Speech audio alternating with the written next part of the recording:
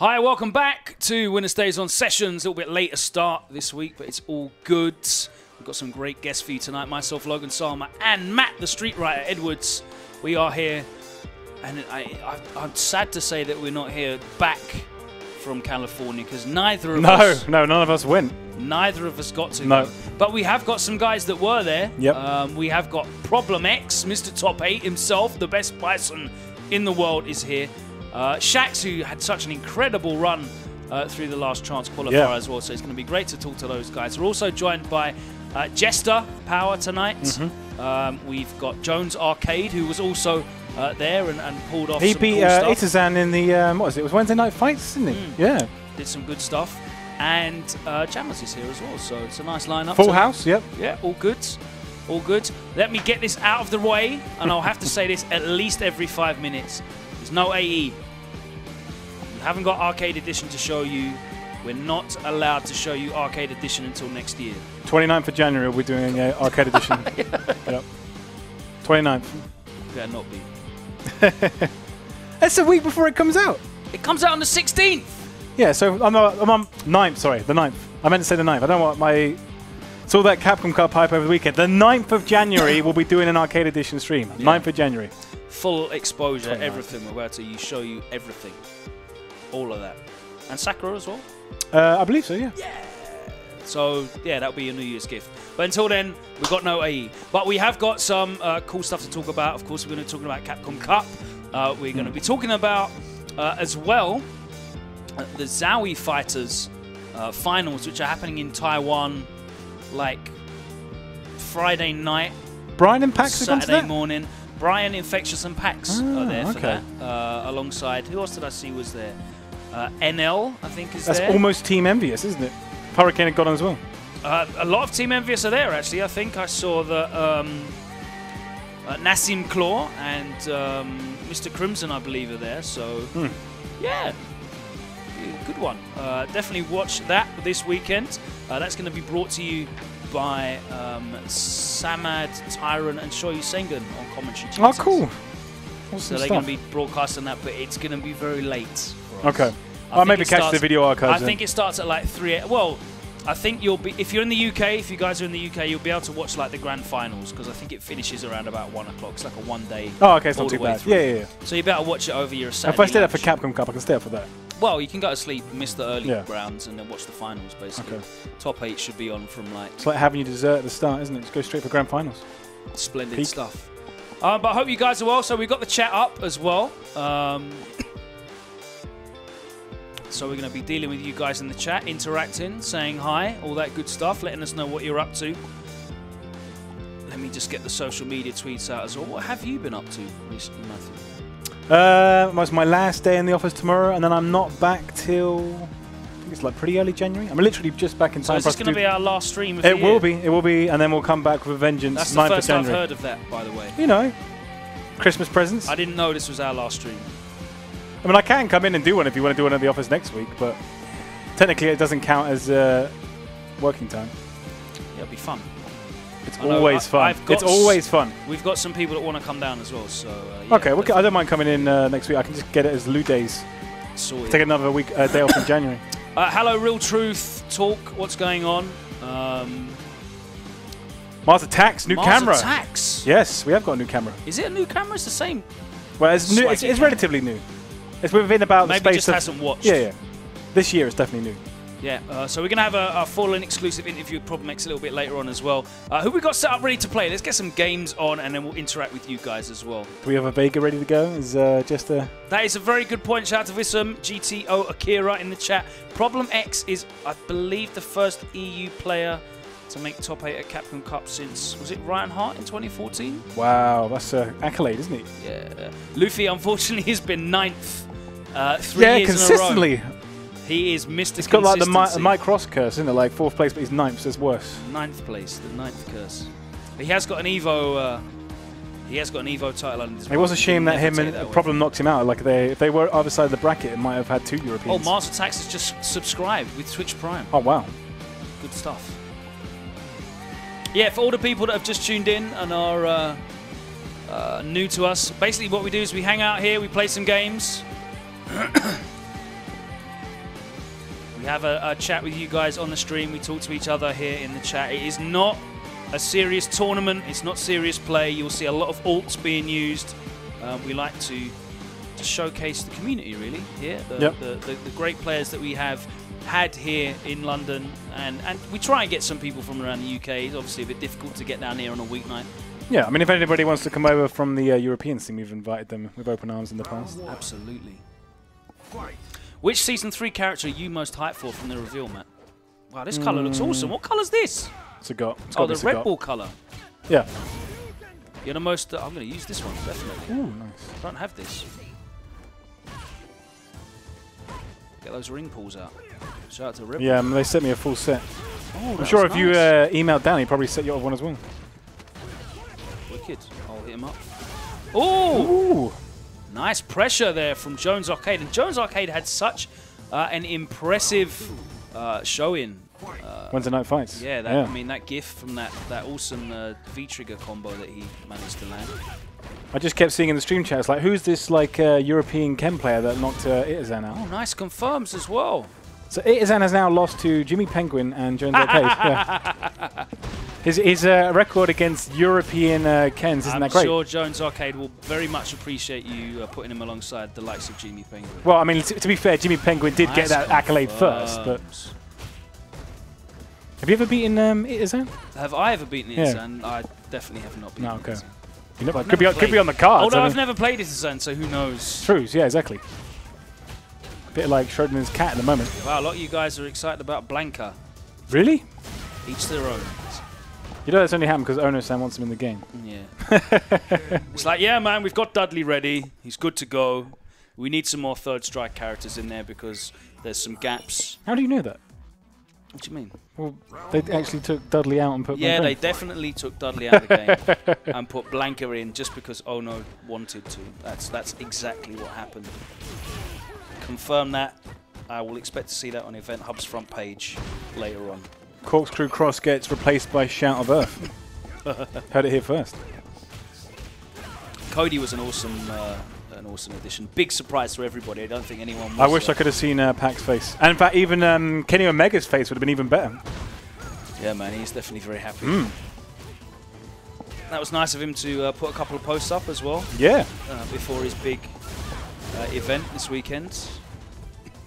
Wishing everyone luck at the Capcom Cup. Oh, the Wake Up EX. Just do it. There's someone in the stream chat there. I'm looking forward to Blanca the most.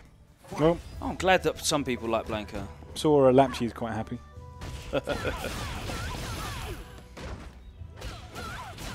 Who was the best European Blanca player in Europe? Was there one? European Blanca. I can't think of anyone. Andreas used to play Blanca, you know, like at the in vanilla, yeah, in the actual arcades. There was a guy called the Muller who was a decent Blanca. I'm trying to think of the Muller. Actual. Did like yogurts? Blancas.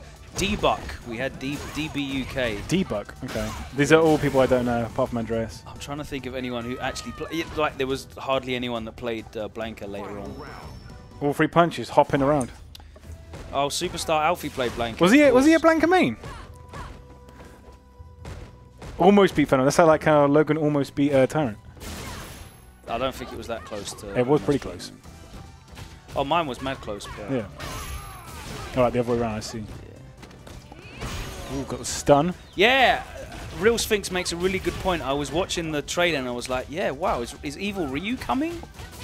Kind of looked like like Evil Ryu was gonna just like bust out there. He's suppressed the Dark Code though, isn't he? He's already shown it off in Marvel. We can't do it, you know, twice in the same year. I mean, I guess so. Just a couple of characters that people thought were coming and were not there. No Sea Viper. No. Round one. Fight. I'm just glad we're getting Sagat back. The Muay Thai champ. Yeah, he got battered though in the trailer. He got beat up. Doesn't he? That fully malleable face as the Dragon Punch hits. Yeah, the jaw. They're testing out some new graphic equipment at Capcom Japan, clearly. Will Sakura be free for SF5 owners like the update upon release? I'm not going to speak on Capcom's behalf, but I'm going to say I assume not because I don't believe so. she is additional content. Yes. So you'll get the balance patch update. You'll get the full game update. In fact. Yep. You get arcade modes. The new modes, the UI updates, all that stuff. But I very much doubt that you'll get the character. Round 2. And the characters will be, they've said on the blog as well, they'll be released sequentially. So that's what it said. A lot of people have been asking me if there'll be a player 2 rematch select or not. I don't actually know that one, but we'll stay tuned for that. That would be interesting if they did include it. Obviously, we've seen as well that there's the potential for mid-season changes and updates as well. They're always working on the game, always developing things. So I'm sure we'll see that that Unreal Engine patch update included at some point. Might be later on in the year. It definitely won't be on a release, I think, as far as I'm seeing. Mentioned. Not that I'm aware of, no. They'd have been talking that up a great deal if that was the case.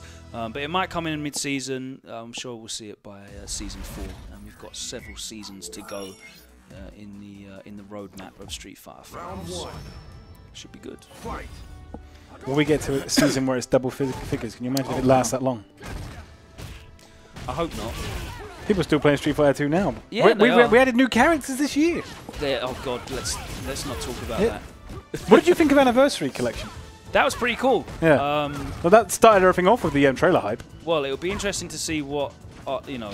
Did it say Arcade Perfect in the? It did. Yeah. Yeah. Well, we'll see what that means.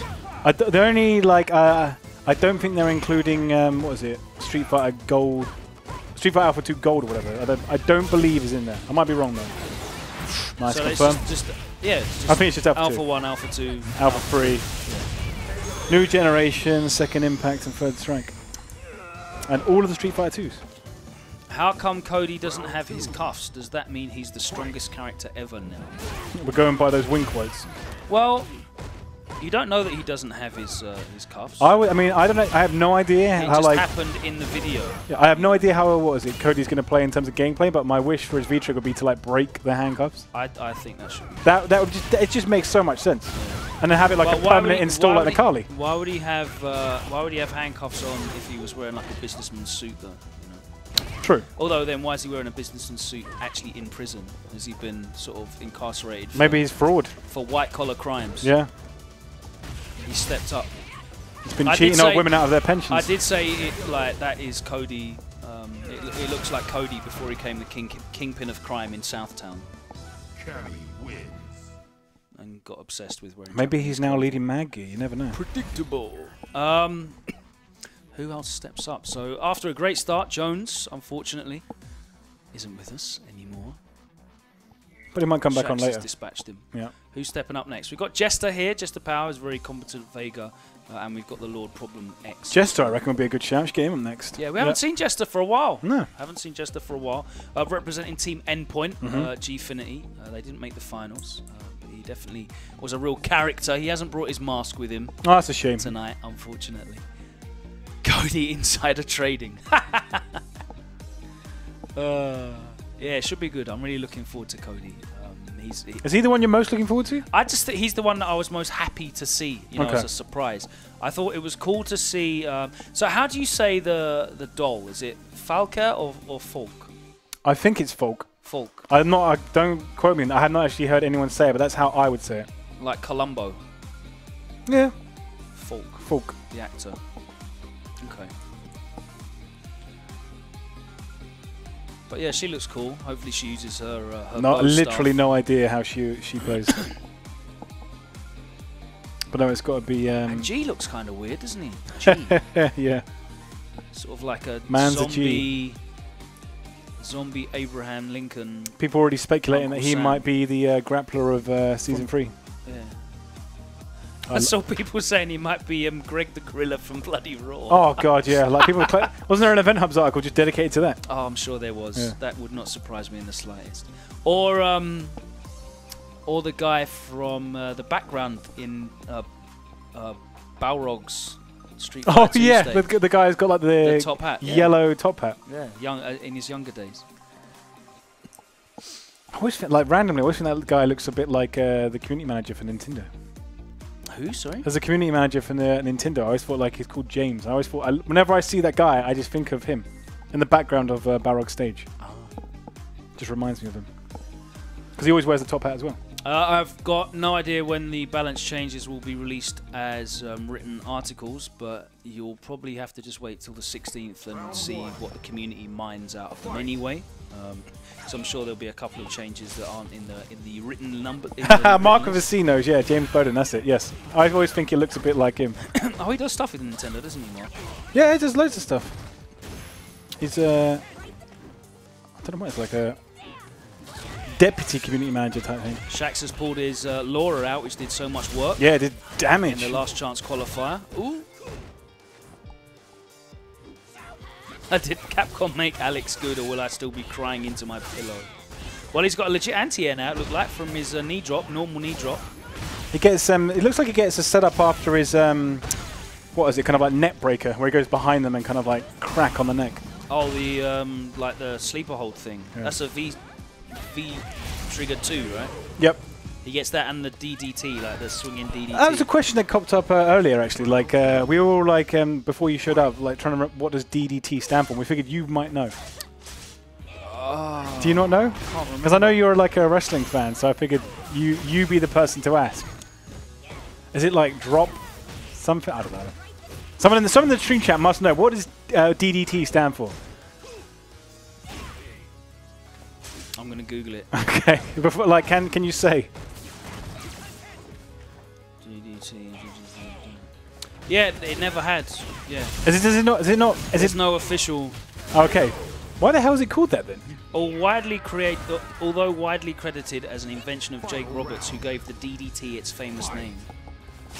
Rumors abound as to what the letters DDT supposedly stood for. That's one of those eternal mystery type things. When asked what DDT meant, Jake once famously replied, "The end." So yeah, that's why I didn't know. Who says that at the end, the critical art? This is the end. This is the end. Oh, come on. Which character is that? You know what I'm talking about. One of them definitely says it during their critical art. This is the end. Can't remember. Ah, oh, complete just. Ooh. Nash. Is it Nash? No, I don't think it is. I might be wrong.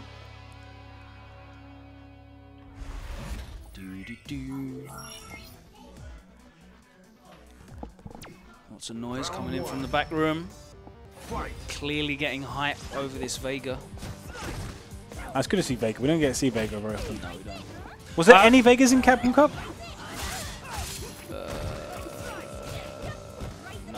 There wasn't, was there? No, now that Nemo's gone to Urian. Xiao Bao wasn't there. Ooh, nice reset. Flash didn't make it. No, they weren't. Ouch. They had a really good variety of characters, though. Yeah. Huge numbers, like over 20, right? Do you reckon Rashid was perhaps the most represented? It's probably a draw between two characters. Ooh, nice. We had Gatchikun, Moke, who else played Rashid? Like, actually mained Rashid, or at least bust him out. Because didn't someone else bust him out? Who was it? I'm sure we would have seen Adele use Rashid. Yeah, I think he did. Karen had 4. Okay, that makes sense, yeah. So we had what? Punk, Justin, Margot. Yeah, that's definitely going to win. Who else? Oil King was there for Rashid, so that's already 3.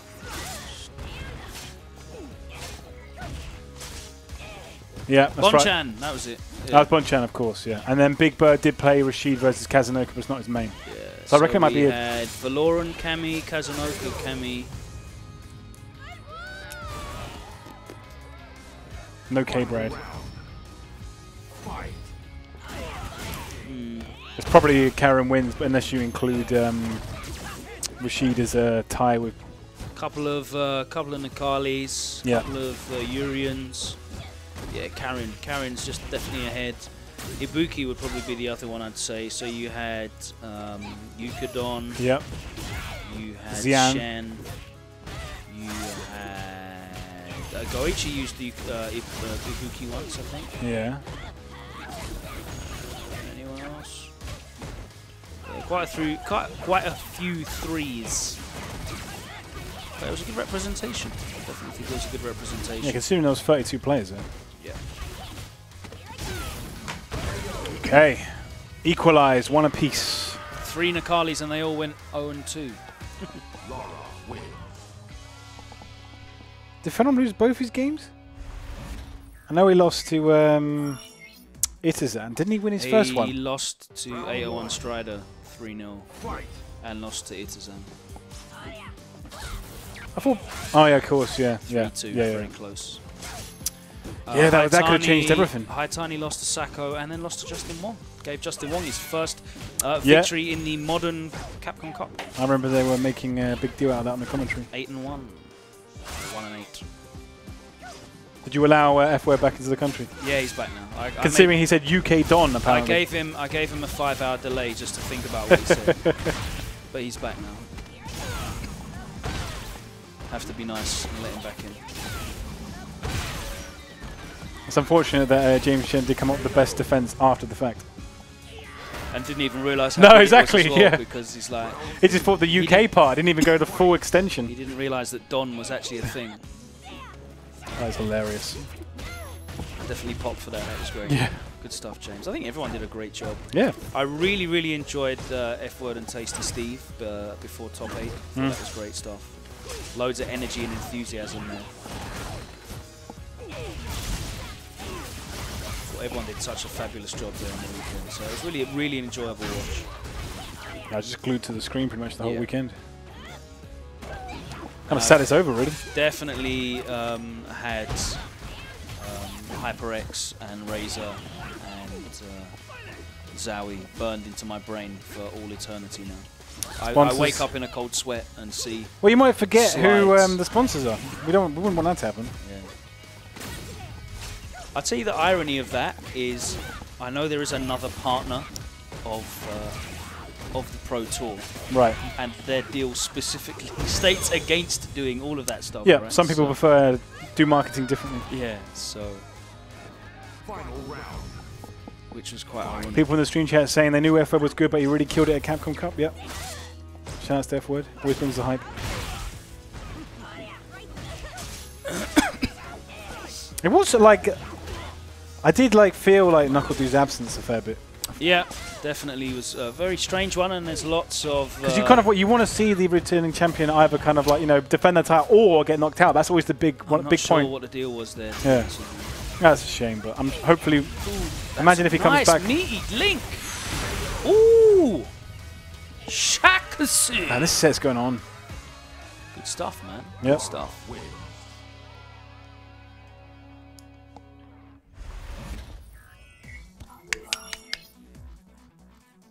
Devil Reaper's asking if I tried AE when I was out there. No, I was not at Capcom Cup, but I do have... we weren't there, man. I have Arcade Edition in the office, but I'm not allowed to disclose anything about it yet. Matt's got Season 4 on his laptop right now. I'm actually trying to work on he a... told me that Dudley is in fact sick and C Viper's broken, so there you go. It's yeah, but exclusive news. you'll believe anything. Yeah. But I'm actually working on a video at the moment to show off all the new V triggers. All the new V triggers. All the new V best triggers. combos. Well, I'm trying to put in a couple of stun resets and stuff in there as well, but just more of a starting point. So at least you can get a flavour of what they can do. But God, it's taking long. Literally, by the time I finish this video, I could have got to disc 4 on a JRPG. This is how long it is taking me to do this video. You could have actually defeated Emerald Weapon by this Yeah, time. 100%. Omega Weapon. Full selection. All of them. The full run. But I'm looking forward to finally getting it published, but it's probably going to be early next year. All the chat is debating back and forth about different games. I see a lot of Tekken talk in there. So I don't want to really debate about the quality of games, because really it's all subjective and you should play what you enjoy. But I saw a very interesting tweet after the HyperX charity stream that Saint made, who's one of the best Tekken players ever. And JCDR, isn't it? Those two guys. Yeah. And Saint said Street Fighter V is more difficult to play than Tekken. Wow, really? I'm surprised. I mean, that's not generally the consensus. And I think you have to understand. Maybe like, he's saying in the point that the community and the competition's more fierce, so maybe it's harder to like rise to the top when there's that level of competition. We had a lot of sort of speculation and discussion about that between us as players in the UK, and there was loads of different sort of perspectives. Obviously, you can't really say the execution aspect of Street Fighter V is harder than Tekken because it's specifically been designed to allow people to execute stuff. You can access pretty much most of what anybody else can do. And I think that's really cool, the fact that I can watch the best players in the world do a combo in a match and literally open up my PS4 and probably, you know, get that combo out once or twice in the first half an hour. And that's kind of cool to be able to do that. Not like feel hopeless that I have to do those hours and hours. There's no like one frame link. Micro walks, I guess, are kind of like the main one that might get you unstuck a little bit, but you haven't got to like, you know, most plinking, people plinking, don't plinking. really have it in them to sit in training mode and drill for hours and hours. I don't. Every That's day. definitely not me. Problem X stepping up, by the way. Let's make sure that's happening. Okay. But what Street Fighter V is really, really difficult for is like having that control over people, because the fact that a lot of the combos are so easy to execute, it means you can play players that are of a lower level than you, ability-wise, and you have to be really careful because they can get openings. That's how the game's designed, and they definitely will capitalize on those openings because the combo execution is easy. Right. So you have to be extra wary and put a lot of thought and consideration into your control so that you don't present those opportunities as often to other players. And I feel like a lot of Street Fighter V players that maybe transitioned from Street Fighter 4, especially the professionals, kind of found that earlier on in that it was very difficult to impose that control, the result I can imagine it's frustrating going from one like kind of like game where you can just kind of like very easily dominate like a lower skilled, less knowledgeable opponent. And of course we saw that from Infiltration, like at the very start. He was dominating and really looked unbeatable. Mr. like dash away, just go and get his damage out and nobody can come up with an answer. But over that time it kind of like went away. But I definitely think that Tekken, in terms of just raw skill, like that you need to do everything, it's a lot harder to learn all of that. There's so much information to learn as well. Yeah, and people always classic one, isn't it? Like, you know, despite being just like a free button game, like Virtua Fighter is crazy technical with just the amount of kind of like, you know, frame data and knowledge and situations you have to deal with. Like I often hear people say that that's probably the most technical fighting game ever made. But I definitely Someone's made a very good point about Guilty Gear also requiring incredibly high execution. Yeah. I definitely think that you just can't argue that controlling people that are competent in this game is very difficult, and you see a lot of variance in the results. You see, you always see players kind of like making it there or thereabouts, but you definitely don't see that thing of like, oh, this person's just winning all the time. Yeah, certainly in the big tournaments like the top 8, you're pretty much only a certain amount of people that you would expect to see in that kind of like level of tournament. Although blow-ups at the pools part of a tournament can happen to anyone. Yeah, and of course, quality players will always will out in the end. Yeah, and you're seeing them be a lot more consistent in Street Fighter V. I went for the setup. Okay, I went to try and land that meaty. That's why it's just so impressive when people like Punk do so well, so consistently. It's just like he's like whiff punishing and sort of like getting into the opponent's head and getting like an understanding of when they're going to throw out a button and punishing it. I just feel like he's reactions just like way better than a lot of other players that I see. But you kind of wonder, is it actually reactions or is he just getting a really good read on the opponent? And then that's another situation where, you know, Punk had a great year, but he's not getting those results now either. You know? Didn't make top 8. He's a top contender, but he's Americans made top 8, in fact. No. At Capcom Cup. Whereas last season 2, yeah, the grand finals. Yeah. Which was crazy. But we've had UK representation in both grand finals of the Capcom. Yeah. You and Logan were commentating that last year. And this year we have Birdie, he's a UK character. An English character, exactly. Yeah, exactly. So, you know, grand finals, we've had representation both years. You've got to hold that. What could be coming in 2019? Stages set. Problem X has been mucking around with a lot of characters, trying out a number of different characters. He's eventually just going to main Street Fighter 5. We were streaming on, I want to say Tuesday night. Okay. I was streaming on WinnerStaysOn. We did a little battle lounge. No, it was cool. Wednesday night. It was literally yesterday. Was it another Problem Stays On, or was he playing all the characters? It was basically Problem Stays On. He was using Armika as well. Oh, really? Yeah, it's pretty crazy. Was Infectious there too? No, of course. Oh, because it's travelling. Busy Yeah, and yeah. then sorting out his travel and stuff, so they weren't really around. But we had a bunch of people. We had Hurricane in there. Gunslinger Zeku was doing bits as well. Cool. I know he's been working with that character. Really looking forward to seeing Gunslinger Zeku in Season 3. Yeah. Potentially G-Infinity Season 3 if all goes according to plan, hopefully as well. That'd be sick. No, they're working on that as well. Yeah. I'm really interested to see how the character archetype of Sagat works in Season 3. Yeah, I mean, that's... Because Fireball zoning is, besides Guile, Fireball zoning is just not... It just doesn't work in this game. The punish for like throwing a fireball at the wrong time is just too severe. Terrible. Yeah. So you even Guile, you see, like if he just throws that one bad boom out that they just have a hard read on, it can be the curtains for him. If he can't get the opponent off him at that point, then it's over. Of course, Guile is definitely equipped. We tried to armor through that, but we got a character on the screen right here that just you throwing fireballs at Abigail is a yeah, this in V-Trick, it just knocks them back at you anyway. It works with Menat, I suppose, in some ways. I'll be honest with you, I think a lot of the Menat stuff is through lack of experience in the matchup. And yeah, mostly her normals as well, that fierce. Although you saw the lockdown that infiltration put on the people the last chance qualify. Red Bible makes a very good point of Sagat didn't zone at all in CVS 2. So yeah. Great normals. Crazy damage. Yeah. Wow. Wow, he's just eating punches to the face. Yep. One more guess for the stun, V reversal. All the medium punches. Always saw the forward dash. It's quite a slow one. Is that dead? Slap. No! Ooh, still alive. Activate. Oh, nice block! Oh, come on, it's -8. Bro. Yeah. That might be meaty, but it's still minus a lot. It looked kind of meaty. Did Sagat zone in Alpha? Not one of the characters I played that much in Alpha. I was more Rose. Sagat had some weird stuff in Alpha 3. Yeah. Definitely saw some... More of an Alpha 2 guy. Some funny Alpha 3 combos with Sagat. Very skilled. Running with Vias and everybody had like random stuff. That's going to hurt. Which of course you'll all be able to play again next year. Yep. On the Switch as well, which I'm really excited about. Yeah? Yeah. Really? It's on the Switch, yeah.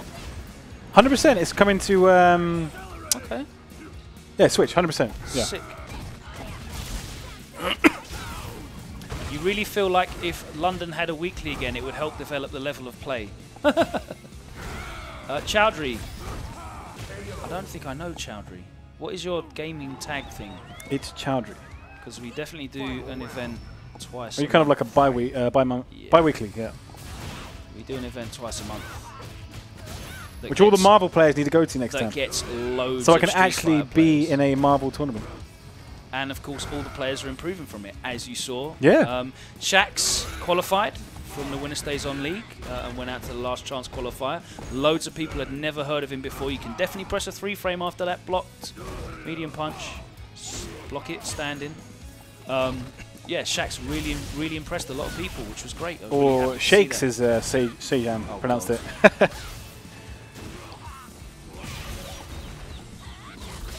Shakz. I think that was Tasty Steve, actually. No, that's right. Yeah, so I did say the wrong person. It was Tasty Steve. So I've just basically like made a similar mistake there. But I'm not a commentator. But I'm not a rapper.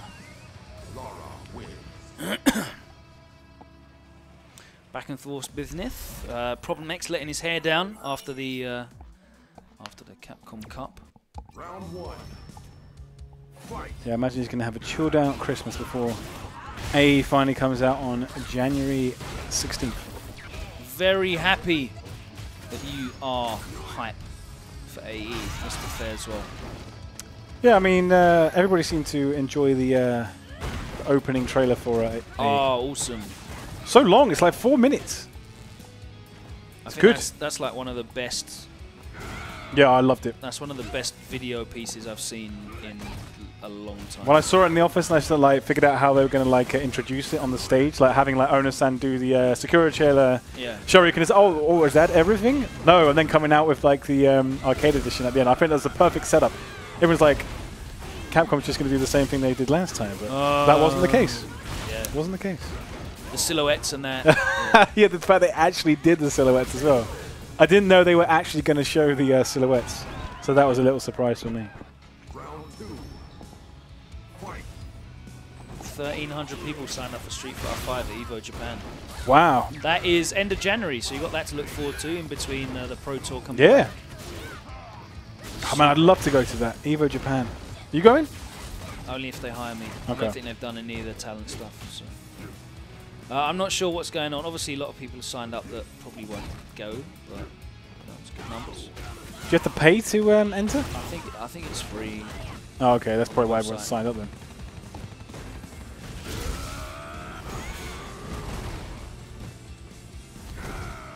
Abigail Smash.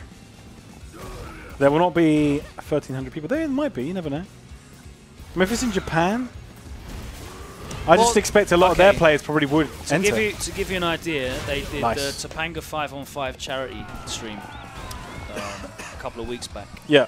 And it was 450 teams. Wow. 5v5. 450 teams? Yeah. Jesus. Okay, so like 1,300 is looking pretty damn likely then. Yeah. So I'm really looking forward to EVO Japan to like have all of those players. And the thing is with Japan, there's so many amazing players that just can't travel, and that was always the case. Because obviously they don't have that esports infrastructure that's allowed all these players to travel. Who was that jury player that showed up one year? Was it II? II. Yeah, like, I'd never heard of him before, and then all of a sudden this sick jury player comes out of nowhere of a character you never see played and gets top 8 at like, what was it, EVO? Yeah, like stuff like that. Like you're going to see that all over the place at EVO Japan. So it's going to be a good one coming up. Of course, we're going to be talking to Problem X a little bit later on the show. I'm going to talk to him about his experience at Capcom Cup and his thoughts. Obviously, he's played a bit of AE because it was there on the shop floor. Of course, yeah, yeah. PlayStation experience. I'm sure he's got thoughts about M. Bison's second V-Trigger. Yep. Plucked out of the air.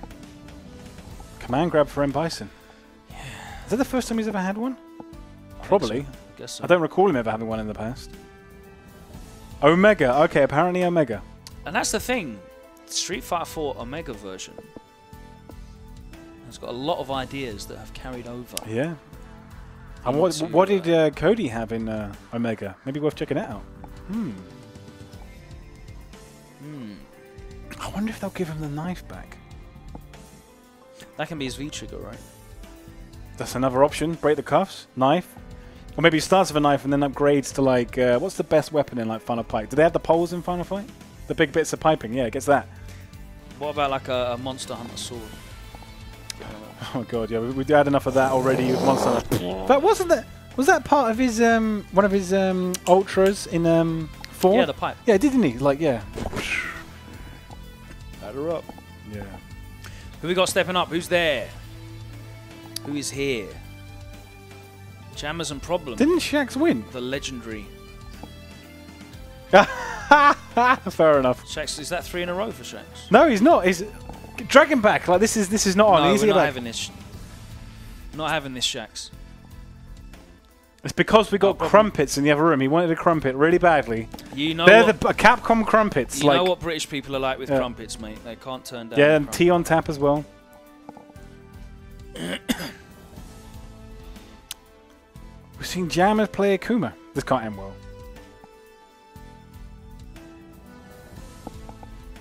Pocket characters. Pocket characters. Abigail not even fitting on the screen. I'm quite happy with E Honda being the only original World Warrior not to make it into Street Fighter 5. What's this Akuma with the purple? He's got the blue rinse.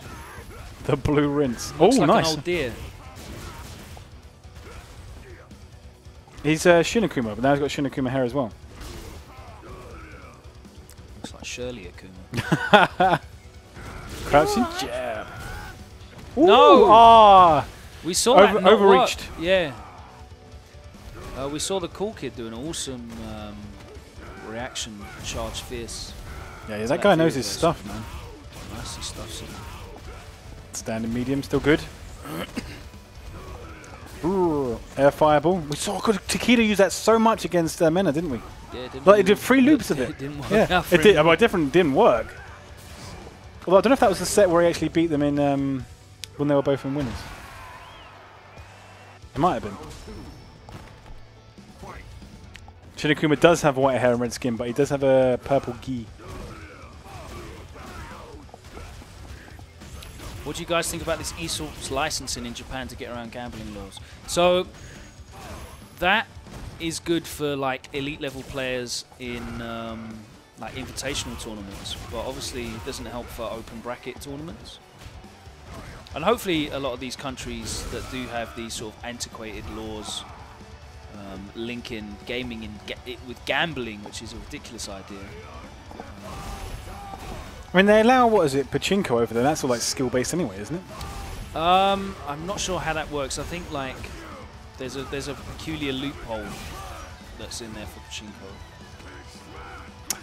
It's all the games that are based on skill. I'm sure that's it. I can't remember. I mean, I know nothing about Japanese law, but I thought that's how they got around it because they can't have like slot machines. Well, it's good to see that there is. Progress and things are changing. So that's cool. Definitely want these guys to be able to continue to play. 50-50 is a gamble.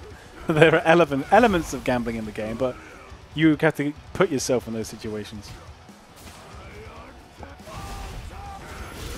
Uh-oh. Ooh. I think I've seen that one. Yeah, I've definitely seen that one. Ooh, oh, using all the armor. Does he get 3 hits of armor, doesn't he? In V-Trigger. V-Trigger EX, it's got 99 hits of armor, but it's all in like one space of time. Okay. Because if Akuma does like Super, for example, that all comes out all at once, and he can absorb all of it. Wow. It's just a specific amount of time. Takes a lot of grey health out of it. I'd imagine so, but he doesn't really care. Nope. If he gets the hit, then it's going to hurt you more than it's going to hurt him. Yeah, probably turn that one around. Yeah. That's what Abigail does. Yeah. He's built to turn it around. He's definitely got a particularly large turning circle. Yeah. He gets there. Uh-oh, it's going to hurt. There we go. Oh, not that time, not that back fierce. Wake up EXDP would have probably been the game. That would have been. Uh-oh, armor. Ooh, can he get the last hit? Ooh. Oh, no. What's happened with the sound? I can hear it fine. He's no dead. way. He's dead. Oh, my God. Don't get hit. Proper X can't believe it. I'm watching his reaction in the top right-hand corner. 900 health versus... He's 875. a wrecking ball. 875? I think so. No, I thought he was 900 now. He's been put in line, hasn't he? Yeah. That's probably got the same health as like Cammy and Cam. Rush you like a can. Yeah, 900. I'm mistaken.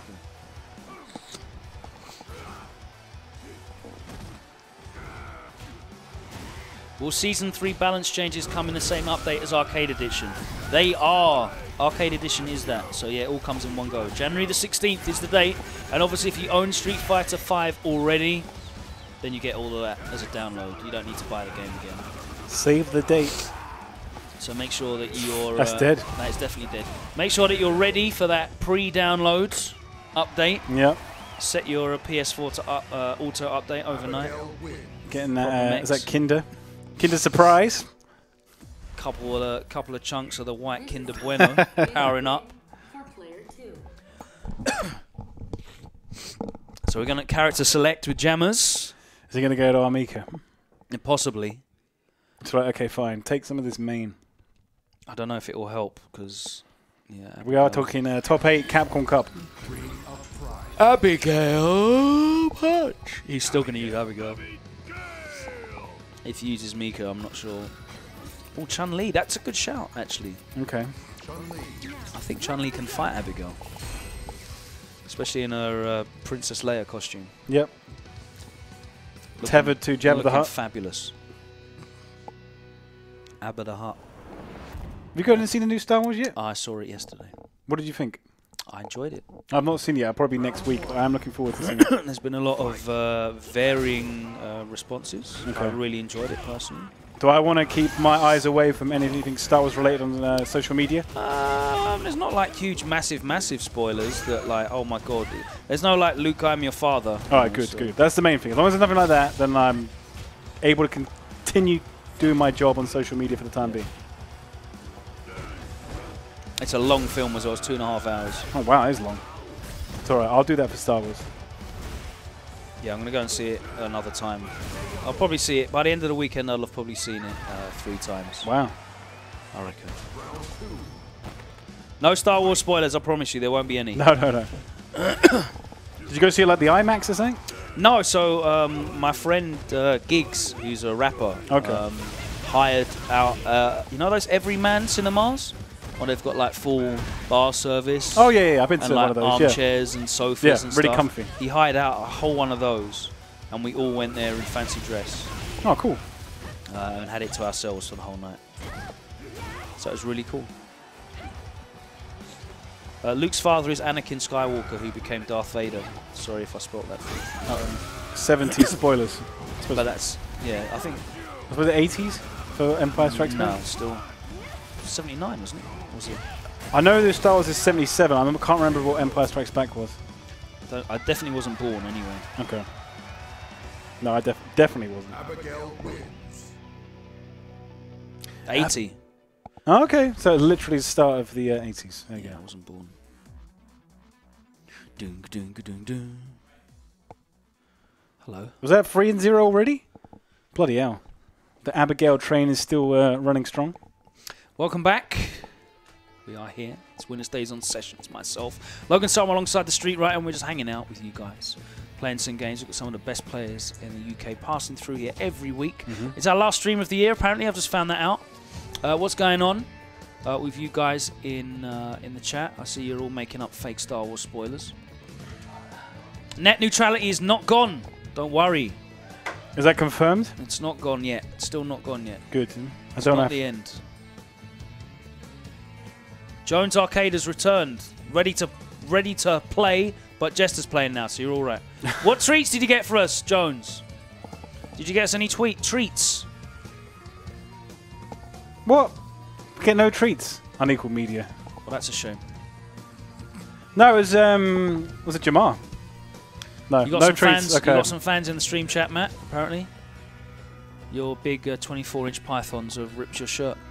Oh no! How did this happen? My stitching's it's because it's a red bubble one. It's not very expensive. Okay. Apparently, I've just pulled it out. Damn it! This is the maiden voyage of this particular T-shirt as well, and I'm already getting loose threads. So I clearly need to start buying Supreme more. Might bankrupt me pretty quickly. Yeah, don't buy Yeezys. You're late for that now. I'm selling all mine after that picture of Justin Wong and Marn and Punk all wearing matching zebra Yeezys wherever they were, Hong Kong. I imagine you and Mark Man could probably talk about sneakers. I imagine he's a bit of a sneakerhead, isn't he? Yeah. Mark Man, I think, was filming for Fresh Stock. Yeah, Twitch. I saw. I don't know. He's tweeting that photo. Yeah. Yeah. I don't know what trainers he was holding, but they look pretty they cool. were Jordans, right? Yeah, they look like Jordans. Yeah. I got him those. Managed to hook him up with those. The off-white Jordan 1s. Does Z have a strong trainers game as well? Yeah, he's got like good key pieces. Z's a bit more like specific about what he wants. Okay. Me and Mark Man are very volume based. Yo, I imagine you probably have like wings in your like houses dedicated to just like trainers. I wish I had a house with wings in it. Not in London. Definitely. I don't live in London anyway. No, you're like even then. Do you live in Essex? I live in Essex. You do, don't you? Yeah. Yes. Even so, it's close enough to London, still be fairly expensive. So we got Jester Power back on with Vega. I want to see Vega do well. Well, he's playing against Abby. Yeah, this is tricky for Vega. I mean, you can keep him out, but then one bad jump. Does Ryu have his donkey kick back? Yes, he does. Yep, people have seen that. He does have his donkey kick. Slightly different Ooh, looking. nice, yeah. Yeah, it's not. It's less a kind of like a lunge forward and more just kind of like a. It's not even more. It's not even a roundhouse really. It's just kind of like a massive upwards kick. Someone just asked in the chat, "Are you allowed to enter tournaments?" I'm allowed to enter non-Capcom Cup tournaments. Non-Pro Tour events. Yes, anything that's not organised by Capcom, I'm allowed to enter. Splendid. So you could be like part of Gfinity technically. You could be on a team. I guess so. Well, I mean, I think it might interfere with my work, so yeah. I don't know, maybe he's going to want me on there. I don't put anywhere near enough time in this game to be good. Ooh! Perfect KO. Vega is doing good. I'm glad to see it. Jester power. Look at that. Jermaine putting in work. What? You not got any little? You not got any little? See, now he's not got the mask on. He can see properly, and he gets perfects. You not got any messages for the people at home, Jester? Round 1. He's concentrating on the game. He knows that he needs Mind's to, on the game. He needs to give Problem X all of his attention. Yeah, exactly. One of only 2 Western players in top 8 at Capcom Cup this year. One of only 2. The other being in the winner.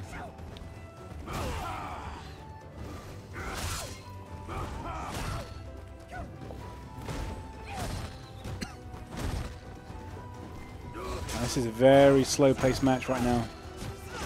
Slice. Such a good tool for getting out of trouble. Especially against someone slow like Abigail. Ow. Oh, he's getting the reads. Nice punish. Nice. And gets out of there and gets that space back. Doesn't quick rise. Very clever. Yeah, bollocked. Punish. Oh, no. What was that? Was you could have got a much bigger punish than that. I wasn't ready for it. Nobody expects the slide from Vega. It's a very rare occurrence. Spanish inquisitorial slide. Ooh. Has he got it? No, if he went at EX, he would have got it. Yeah, enjoy that while it lasts, mate. Enjoy that loop while it lasts. The death of loops.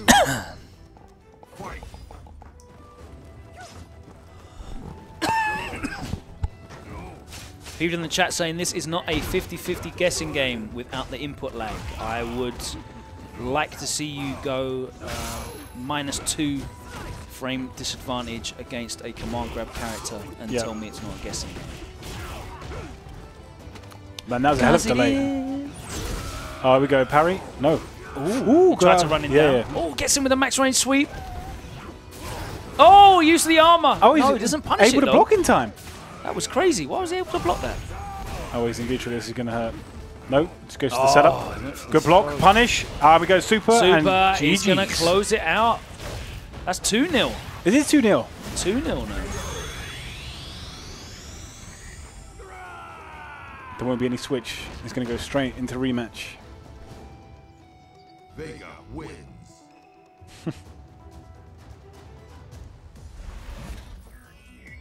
People asking whether, what was it, Marvel vs. Capcom Infinite should be at EVO next year. I think Marvel vs. Capcom Infinite will 100% be at EVO. I just think the community is like just too passionate for it not to be there. The number of people that play it is too many for it to not be there. Yeah, I mean, we've had other games there in the past that haven't currently got infinite numbers. I understand it's had its teething problems. As did SF5 as well, if we're honest, on release. But it's a solid game. There's definitely people that are dedicated to playing it and creating content and fostering the community as well. So even if there isn't, you know, a battle for the stones or a pro tour even for it next year, who knows? Because nothing's been announced yet.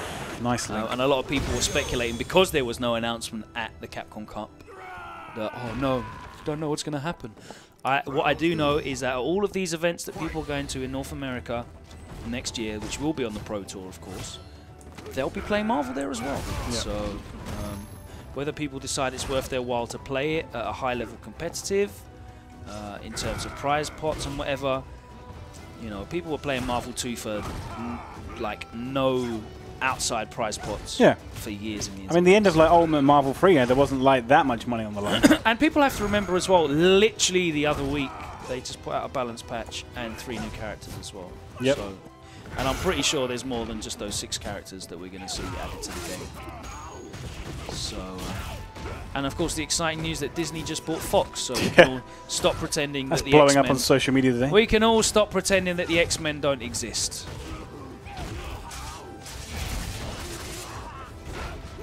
So let's get Wolverine back in the game. But not Cyclops. But not Cyclops. Never Cyclops. I don't mind his son and his wife.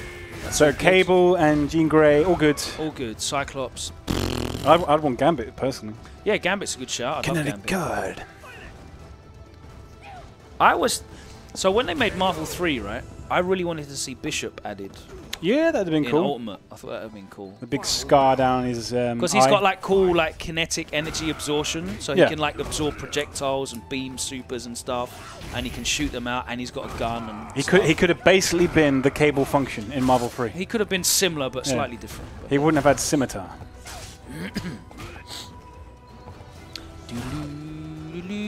Rather than like Hyper Viper Beam, it could have been like Hyper Cable Beam.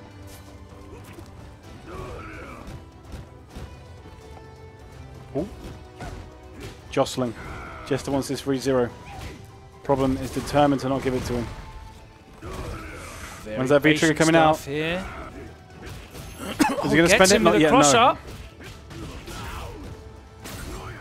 Annoying. Ooh, no. Oh, no command grab. Finish on that. He's still going to need at least 2 solid hits. Oh! Not, now he might be able to kill. Oh, get out of there, yeah. No command grab for you. So he's lost V-trigger though. Yeah. It was expensive, but it was worth it to survive.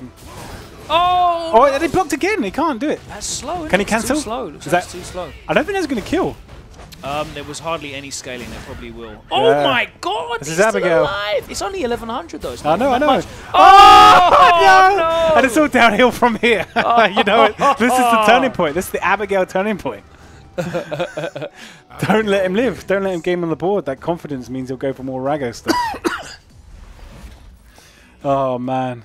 The pain he wanted. The 3-0. Not today. Problem X sipping his smoothie with A grin. the Smirk. sort of grin that you'd only see on the face of Nemo after he's beaten Itazan. I thought that was amazing. That kind of grin. The real-life executive handshake.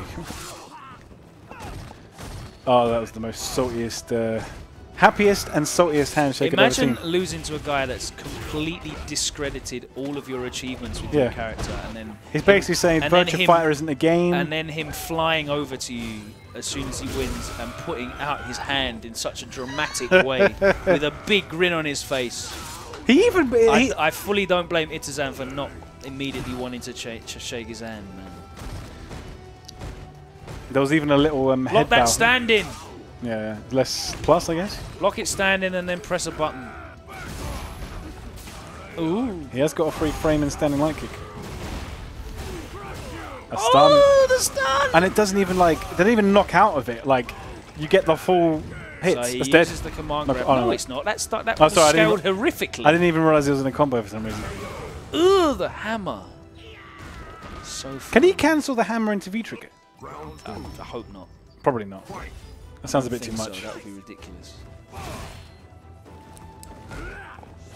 I love how Nemo looks at the crowd while smiling. That was it. That was like the icing on the cake. He wanted everybody to see. Look at me! And then he gets destroyed by Mena. Yeah. Oh, yeah, No Mena- handshake there. Mena punched him into next week. Yeah, he did. I guess Reflector does nothing. Take these bananas. The goggles! Platanos, boys! I suppose because I suppose Plantains. you'll be talking to Problem X obviously in a minute, and I'll be interested to see because obviously he picked Birdie against Itazan and he Yeah. got destroyed, pretty much destroyed. But what did Mena do differently that made him win the match? And obviously it's his main character, so there's obviously a lot of much more different knowledge there. But he must have been fairly confident in the Birdie pick to have There's at a least tried big it. difference between maining Birdie Yeah. all season long But at really did high level. But did he watch the game with Mena and think, okay, maybe if I'd have done this differently, that's how I would have beaten him? What did Itazan watch? No, I'm not like Problems. I don't know if Problem has Oh yeah, seen. no, I'm sure. Yeah, because like I'm sure you can take stuff away from that. But again, like he knows. when Itazan, when Problem threw out the banana, he was still so close to Itazan that Itazan pretty much always just V-skilled through it. Yeah. Whereas whenever Mena went for it, it was always at mid-range or longer, so it always stayed out. And that comes that sort of awareness of spacing Yeah. and comfortability in maintaining that spacing always comes from just repetition and muscle memory and awareness of situations. It's really hard to, because that stuff's so important in this game. That's what's important, the spacing, the reacting to situations and options at different spacings as well. And you only really get good at that through repetition and intelligent training. Yeah.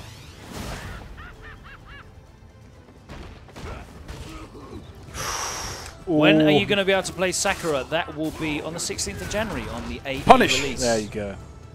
The hard read. Yep. She's there on launch day for Arcade. It's a big day, 16th of... we got Monster Hunter coming out, like Monster Hunter World coming out, I think it's January 28th. I'm playing the beta for that over the weekend, like in between Capcom Cup, and oh my god, it's looking good. I'm really looking forward to playing that. Yeah? Yeah, yeah. You ever played a Monster Hunter before? No, not one of like the kind of games you're into. No.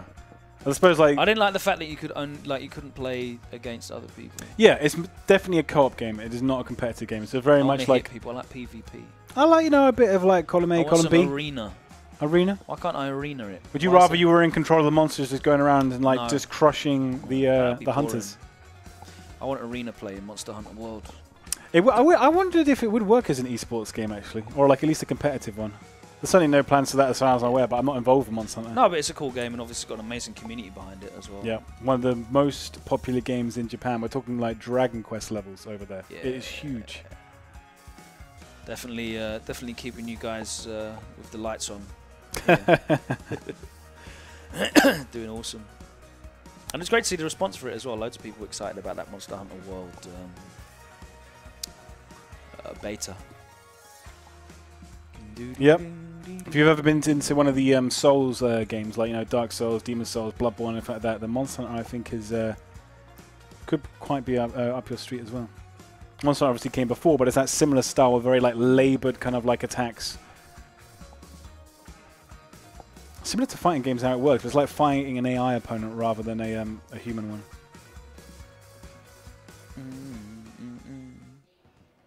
Round one. Fight. People asking if they want all the DLC at once. Then you got nothing to look forward to. If you literally like dropped all the DLC at once, then what you got to look forward to? Exactly. Yeah.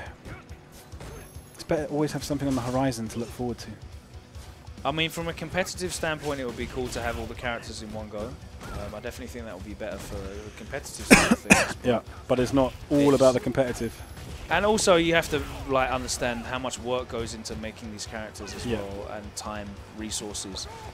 No if you think that all the characters are finished right now, then you're mistaken very much. That, you know, these take time. Even nice juggle. I'd be very surprised if even like the third character, is that Falk? It's Falk, isn't it? Is going to be in any sort of playable state at the moment. So you have to definitely understand that. You're going to be getting them rolled out throughout the year, which is kind of a shame because it means you're going to have to wait and see Sagat in like October or whenever it is, but it is what it is. Jones Arcade back up on the stream here against Jester. People ask me about the order of the characters. I do not have any answers for you on that one. I definitely did not decide the order. Yeah. Yeah. You're a PR man, right? Marketing. I am marketing for Europe, or EMEA. You have no decision-making. Well, I can certainly give feedback. Like I'd always do the community feedback to the guys in Japan, but it's not my decision. Nice, and that will be the first game. Good stuff here from Jester. Really strong second planted. round there. I want to see like if he ends on that move, I want to see the animation like where Zangief does the critical art, they're kind of like impaled in the ground. I think they should add that. Vega just like crush. Yeah, Jester agrees. He wants to plant guys. Like Birdie as well. Birdie's once. Yeah, yeah, Birdie too. And is it Alex? When he does like the crucifix crush, yeah. Crucifix bomb. Yeah. I mean, if you use that animation once, why don't you use it once? Might as well use it for other ones as well. It's in there for a reason. Vega's a little bit between gimmicks and a little bit between like solid, medium, neutral. Yeah, he's got good footsies. Capcom are very much aware of the input delay and are certainly working to implement the Unreal Engine update. It's not just a drag and drop. It's not like your iPhone where you just, you know, oh, there is an update for this app. Do you want to install it now? Yeah, that's not how it works.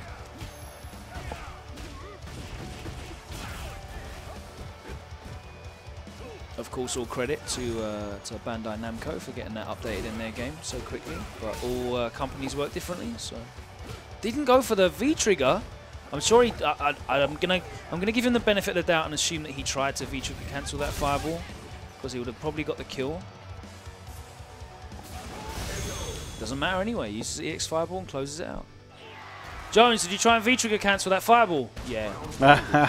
The nod.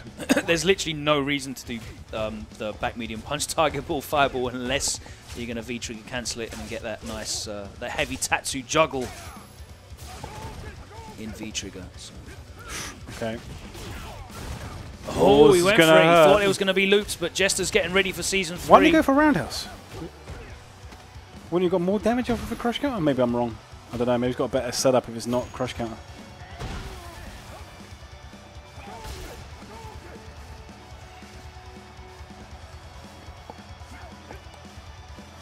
Oh, lots of back and forth. Oh, interrupted the V-skill at the end. Good tech. Fireballs were like not effective in Street Fighter 4 either. You had dive kicks all over the place. Focus through them and just build bar. Yeah, everyone had fireball. I mean, Sagots were reasonably effective. Yeah, exactly. Tiger, so Guile's fireballs were effective as well. Yeah, definitely. Guile could just fight so out the corner. I definitely feel like a lot of the criticisms are like over exaggerated. There's definitely criticisms of this game. This is by no way like a perfect game by any shape of the imagination. As a competitive endeavor as well, I definitely think it's a respectable competitive game. No punish on that. We got he it gets anyway, lucky in the scramble. That's not going to kill. Yeah, there's definitely like memes out there. Oh, yes, you know, yes, got the input delay. No one can fireball. It's all brain dead. This, that, and the other. Crush counter. People don't like change. Yuck. But the game has to evolve.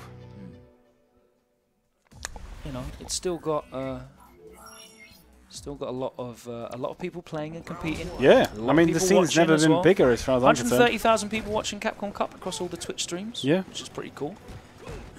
Still healthy numbers.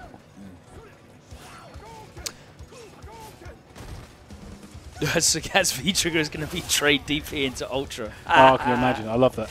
Yeah, double roundhouse. Yeah, so trade good. DP, double roundhouse. What, like vanilla? Ultra. Yeah, and it'll do 70%. Yeah. Oh, I mained Sagot back in the day. I got to G1. G1, I remember that was like the big drive back in the day. Like everyone in my community always wanted to get to G1. Well, if you want to watch players like Infiltration and Goichi, you will see that Manat is certainly a very viable character. Brian as well. Brian's got a pretty decent Manat. Yeah, Brian's getting some results as well on G-Finning. We'll see how Brian does, of course, tomorrow night, Saturday morning, in the Zowie Fighters Grand Finals, where he is over there representing the UK, representing Scotland. Is it a team-based thing? No, it's solo, individual thing. So what, sort of like Asian players they got over there? Oh, I had a list. I had a list somewhere. And are we talking like Xian, Daigo? No, definitely not. Definitely not. Oh, I've got it. That's the round. If someone can tweet me a link to a list of the players that are in a link to a list of the players that are in the Zowie Fighters final, that would be awesome.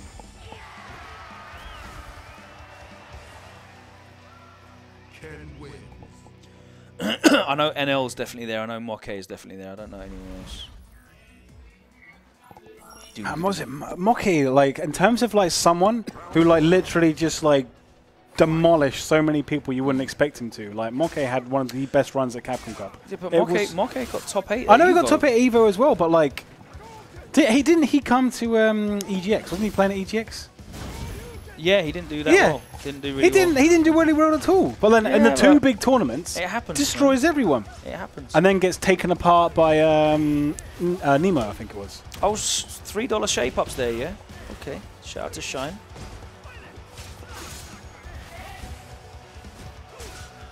I don't believe NuckleDo's in Taiwan. If he is, that would be awesome. It would be awesome to see him there. That's dead. Planted. Yukidon had a great year. He's an older player, but he definitely appeared on the scene last year. Had that. Was he one of He had that Japanese Momochi's disciples? No. No? He had one of those great ranking results. I think he beat Daigo. And then, of course, he did really, really well at EVO as well. Really surprised a lot of people there. Did he get top 8 at EVO? Yeah. He did, didn't he? Same as Moke. Yeah. EVO. I did really well at EVO. So, he's definitely there. And now Yukidon's had a great year this year, moving on to Ibuki.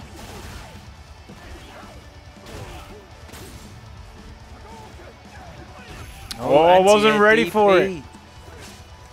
Man,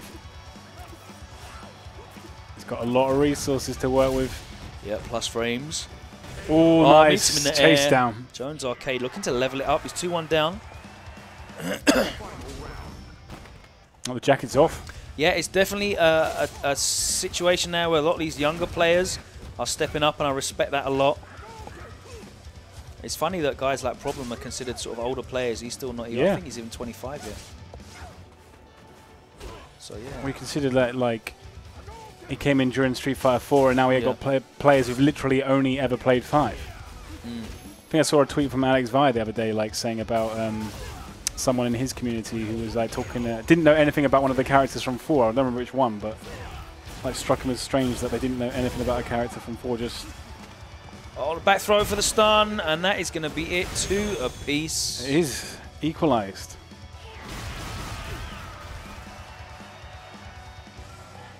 Ken wins.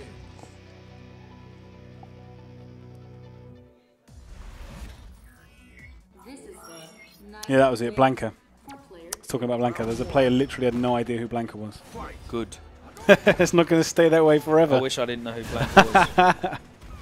I wish no one knew who Blanca was. Did you used to get destroyed by Blancas online or something? No, it's just really annoying.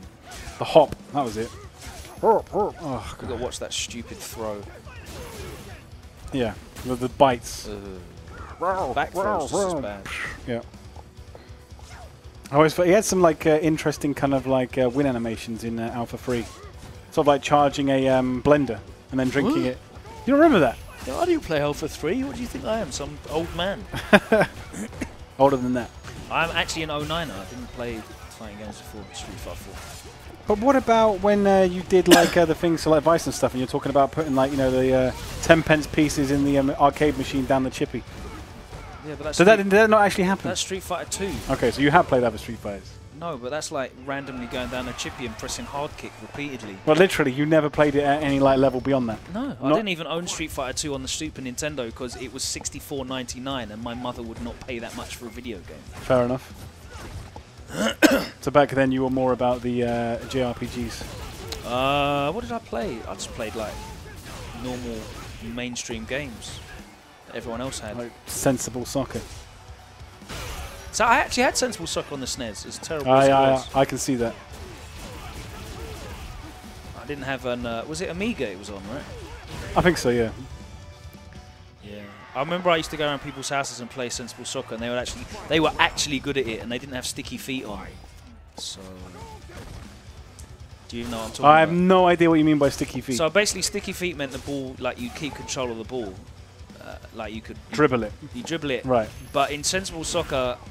On the proper version, if you played like not with training rules on, you would lose. Like the ball would just like go away from you. Okay. If you tried to turn too sharply. Right. So you actually had to control the ball as well. Like you couldn't just be like running in a straight line and turn right. The ball would just fly off. That level of simulation, even back then.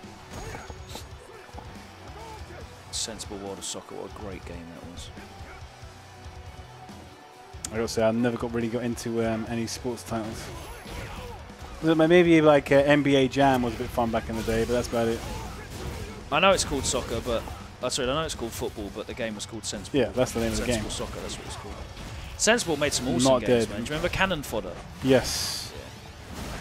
Yeah. Did they have like a theme song, like "Dying in the Uniforms, Dying in the Sun"? Yeah.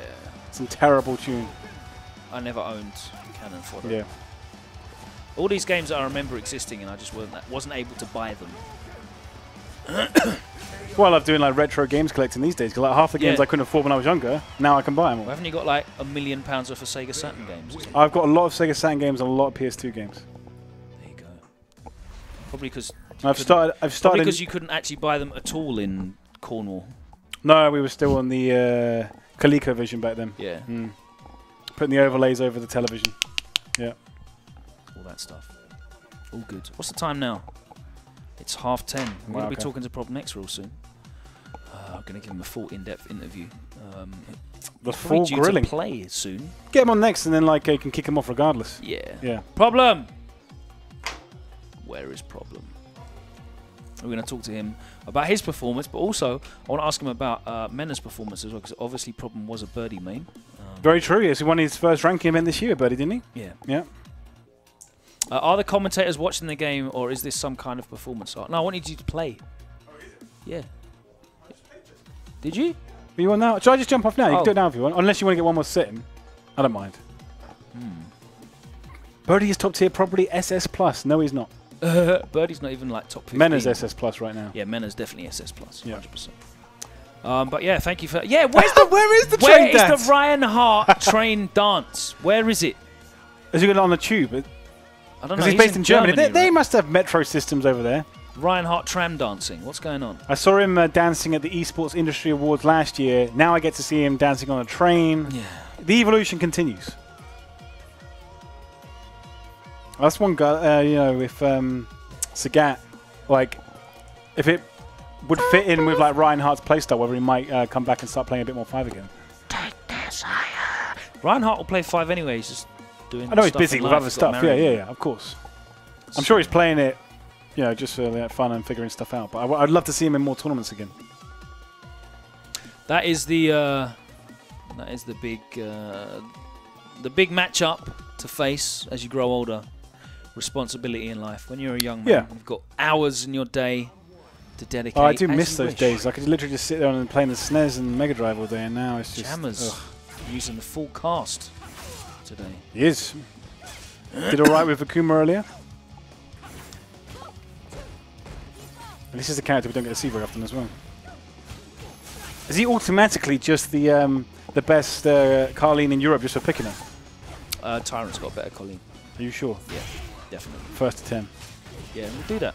Mirror match. Mirror match. Tyrant ever decides to come down. Oh, wow, those emojis are awesome, Mike Chunner. Where are they from? Whose stream are they from? They are pretty nice. I like the middle one best. The one on the left looks really cool. Yeah, it's cool. The one on the right, it looks like a stereotypical Russian expression. I like this colour for Vega. Red trousers. Yeah, they're matching both of these. Yeah. They're about to go skiing. Counter hit, doesn't get anything off of it. Damage. Round 2. You main Colleen and Vega, do you? Warrior from an unknown land. You have all of my sympathy. Oh, nice counter. You get to see one this set. That's good. And the setup. Oh! Actually, there was like, I don't know if it was last year or this year, but there was a Carleen player. Why do you keep saying it like that? Colleen player. I don't know. I was trying to say how it's like you talking. Yeah, I was just gonna say. I'd say how the commentator says it. It was really interesting to see Itisan play his Zangief. Yeah, we're not doing commentary tonight, guys. I don't know if you've ever watched the show before, but it's not commentary. It's not a tournament. We are definitely not here to cast anything. There will be no magic spells going on. Battle Rock emotes as well. I'm down for that. We are here to talk with each other and you about Street Fighter in general whilst we watch people play games. It's randomly dipping into other subjects. Out, man. We're hanging out, we're talking. Yeah, I don't want to work at like 10:30 at night. Innit? Yeah. Why am I going to call these games? They don't mean anything anyway. It's just banter. Yeah. Jammerz using Colleen and how do you say it? Colleen. Colleen. Just Colleen. I put like a little bit of an extension and maybe a bit of an E on the I. But okay. Yes, Colleen. Colleen. Not Colleen. Colleen wins. I always love it when I speak to Zach Bennett about Street Fighter, because he's half Japanese, so he actually like pronounces things properly as well. So no mistakes. He'll be talking to you about the Akuma and the. Does he not say Goki? And the Makoto as well. So it's always good. Like Ukazemi and all that kind of stuff. I don't think he goes that far. Okay. Referring to Shout M. Bison as Vega. Shout out to a man like Zaku Bennett, Ledge. Last time I think I saw him was it the last Kumite from last year or this year that he commentated? Yeah, he was at this year's Kumite. He was, wasn't he? Shout out to him and Zaid. Yep. I've got the list of the players. Thank you, GTO Akira. Nice parry. There's 3 French players, of course. Linky Zello was there as well. I saw him. Are we going to go V-trigger? No. What's the setup? He's going to try and lock that stun in. Oh! He can kill. No, he didn't use the V-trigger. Now he's got it. Bosh. And he uses the super to close it out. Yeah. Don't get the full animation. Down. The future. Fight for the future. When are they finally going to give you guys an AE build? You deserve it. Matt's got an AE build. He's got the lock and key in his house, on his laptop. He's got AE build on his phone as well. So if you want to like rob him, he's got it on his phone. It's just there. It's not on my Switch. Not That's what you're asking. No. No. If you're trying to like suggest something. Is it on your PS Vita? It's on my Neo Geo Pocket. Oh. There you go. What about your CD? It's very scaled down. Portable? It's just literally loads at the title screen. Wireframes. Why can't they put SF5 on PS Vita? I do not know the answer to that question. Because they put Cross Tekken on PS Vita. They put Marvel vs. Capcom 3 on PS Vita. Yeah, but these are like past generation games. Yeah. Like 5 is a current generation game. If I can't have it on Switch, I'm trying to compromise here, man. You just have a laptop. Take it out, to get a decent sized laptop. Or what did you get? One of those like Steam have got that like thing, that portable device. Yeah. Not the box, like that's where they got like a little portable controller thing that's got like a screen on it. What I want is I want a Windows Surface, basically. I've got one of those. Will run Street Fighter 5. Is that possible? Not yet. Not yet. They don't make a graphics card. No, they don't. It's all on board. That's small enough and will not overheat to run Street Fighter 5, which is a shame. My laptop plays... If anyone knows of anything tablet-sized that will run Street Fighter 5, then let me know. And I'll check them out and have a look. Daigo definitely loves his PSP. I remember watching him at DreamHack, watching videos of everyone else that he's got loaded on his PSP is a whole generation behind. Yeah, he had a PSP. We were like 3 years into PS Vita. Wow, okay. If anybody could afford it, he could definitely afford a Vita. Yeah. Maybe it's just attached to it. This was before everyone was esports and buying like Yeezys every week. Yeah. I've never seen Daigo wearing Yeezys, so... give it time. Hopefully he's just completely above that as an old man. And he's moved past it.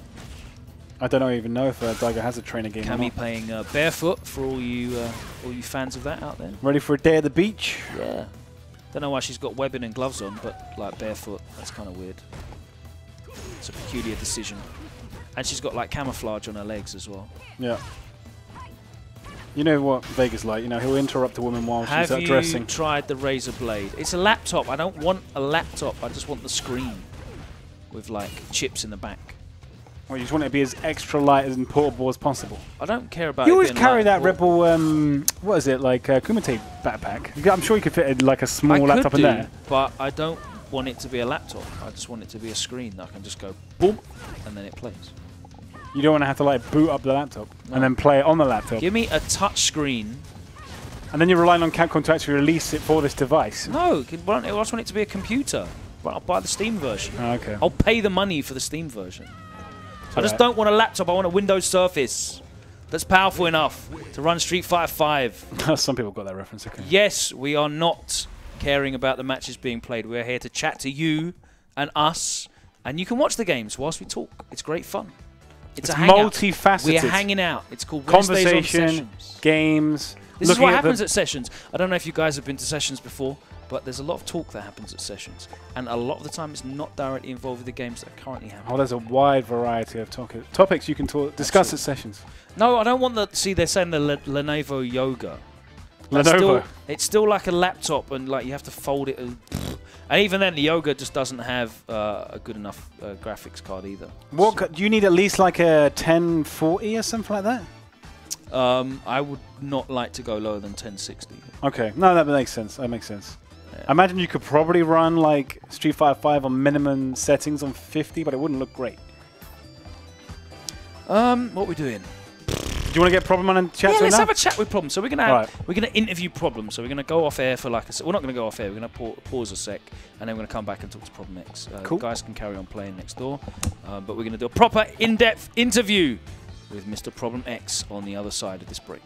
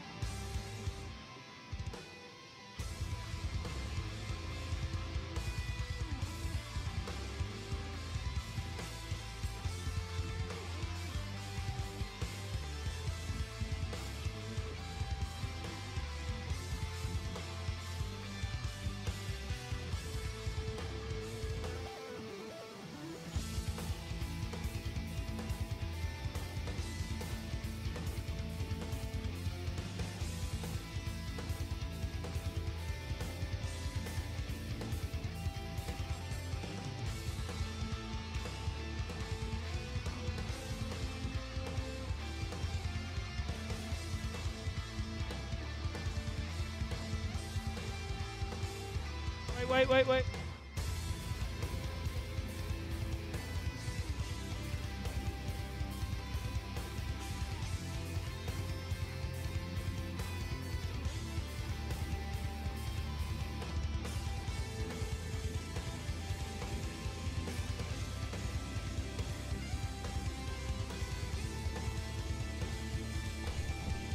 Right, welcome back. We are here at WinnerStaysOn Sessions, and I am joined by Mr. Problem X, fresh back from California. Yeah. Congratulations on your success. They're the first man to make it to top 8 at Capcom Cup in Street Fighter 5 from Europe. Thanks. I wanted to go further, but almost so close. Yeah, man. I know, So Nemo, close. man. So let's talk about that match first and foremostly, because obviously that's the one that the most people saw. Like, talk us through how that changed, because we were so excited. You must have been like proper up for it at 2-0 up. Yeah, I thought. What were the changes that he made? I don't think he made that many. He was persistent on just coming forward for the entire set. It's just when he hit me with a few things, he started to have a few different kind of mix-ups that were landing different sides. Like Aegis, I started to get less successful at blocking it. And his neutral, he changed a few things in his neutral. Like he started doing more random tackle. That was the key thing. So I had to start waiting for it. You looked very reluctant to just go for your normal sort of neutral game that I see you play so often. Yeah, you have to be more aggressive against him, because if you sit there, he just comes in, and I haven't played extremely high-level Urian, so I don't really know what he had to offer in terms of offense, and I didn't really want to have to find out. So you kind of looked sort of as well reticent to use the Psycho Axe at like max range as well. Why was that eventually? Why? Sorry, what? You kind of stopped using Psycho Axe at like max range. Oh, right? he So was just jumping in. Yeah. Yeah, it's doing knee drop, which I did V-skill once, so I was proud of that. Yeah, that looks sick. But he, There's bare recovery on that though, right? So you could do it on the knee drop. yeah. No, but it stops me from blocking on your. So obviously you can V-skill it because it's like 6-frame startup on the V-skill, but like the recovery of. Is no, like but I just do it immediately. I let it go immediately. Straight away. Yeah, and then you have to punish it or your plus. Yeah. Okay. So he's coming in neutral quite aggressively, and then I was in his guessing game and I started guessing wrong. How does Bison deal with knee drop? V-skill. Yeah, V-skill is probably the best answer for the normal. The EX one you can't V-skill. You have to kind of respect it. Yeah, usually V-skill. You can air to air if you're really ready. Crouch face can trade, but if you don't want to do that, then that's the 3 options that I found anyway. When you're in V-trigger, can you dash through it? You can, but I think you can pull them back. Okay. Like you can do the short. You don't know which one he's going to do, so it's not really. I wouldn't want to dash into it. Like, so I'd rather just wait. The V-skill is the safest one because you can see it in the air and then V-skill. And then just wait and time it. Yeah. What was like the difference in level? I mean, obviously there was a difference in level with the players you're playing. Capcom Cup is the best in the world, but like, what are the most instantly noticeable things when you play at that standard compared to what you're normally going for? Everyone usually converts stuff. Yeah. I mean, like the little things, like the jabs will lead into. They'll use their bar on the jab conversions, because at that level, no one really lets you get the heavies and mediums so easily. So people take their damage off the lights. They'll spend a bar on the lights or things like that. I've noticed. Anti-airs, everyone seems to be pretty efficient on their anti-airs. It's like that's what everyone's sort of waiting for. Yeah, I mean, Nemo was so effective with using that hard kick, and that seemed to be really good against Devil's Reverse. I don't really see you use that much anyway. Yeah. Like, you don't really rely on Devil's Reverse, but it comes to a point where like you were using it and he was really ready for that. Yeah, like anti-airs at that level seem to be much more consistent. And the guessing game, you feel like you're going through more of a, more of a journey on the guessing game. So you have to really pay attention to what someone did the game before, because they are looking at that more so. Whereas outside of that level, a lot of people just tend to cycle through their options and strike lucky sometimes. Yeah, I definitely see that, where it's like I have this list of mix-ups, yeah, and this one didn't work, so let's this one, then this one. Whereas at that level, it's kind of like, this one didn't work, and this is what you've done. Yeah, so now let me introduce this and then see what you're doing here. Yeah. Oh, I can tell actually you're teching delayed because this and this didn't work, which means, you know, yeah, and they're really, you can really feel that they're like extracting data from you. Yeah, that's why you don't want them to get in. That's why people like Nemo, I really wanted to attack him. Usually I'm a lot more passive. Yeah. But against him, because I haven't played Urian of that level, and I didn't want to see what his mix-ups were, because I knew I probably wouldn't block some of them. Yeah. So that's why I went to him. But in the more comfortable matchups, like for example, when I was playing Fudo, because I've played Luffy dozens of times. A lot. Yeah, I know what Mika has to offer. Yeah. So I'm more comfortable. I can play sit back. And then you're also only looking at the player then as well, like what his tendencies are, what he's showing you from a list of options that you're aware of. Like I know Mika's generally can do this at this range, this at this range, on this knockdown I know that she has these options. Like it's not like you're getting knocked down and you don't know if she's +2 or -1. Yeah. Like that makes a massive difference, you know. Yeah. So because you have that great experience against Luffy, you know that you can kind of like identify Fudo's tendencies. Yeah, what this player is doing and an immediate counter. I think that's the most important thing I would say to anyone at high-level competition is knowing your immediate counter. Any kind of delay or hesitation in how to defend against something, you can get hit by it, and then it goes downhill because you know that, you know, this guy did this and I usually know how to counter this. And then that's when your mind starts going off. You know, it's like, imagine that, for example, you're waiting for someone to do a backdash. You get the crush counter and you don't get the combo. And you've been waiting for that. And now you're just going on tilt. So I think no hesitation, being able to play a matchup when you know, okay, he's done this, I'm going to do this immediately. That's what that level has. I see Takedo's probably the best at doing that.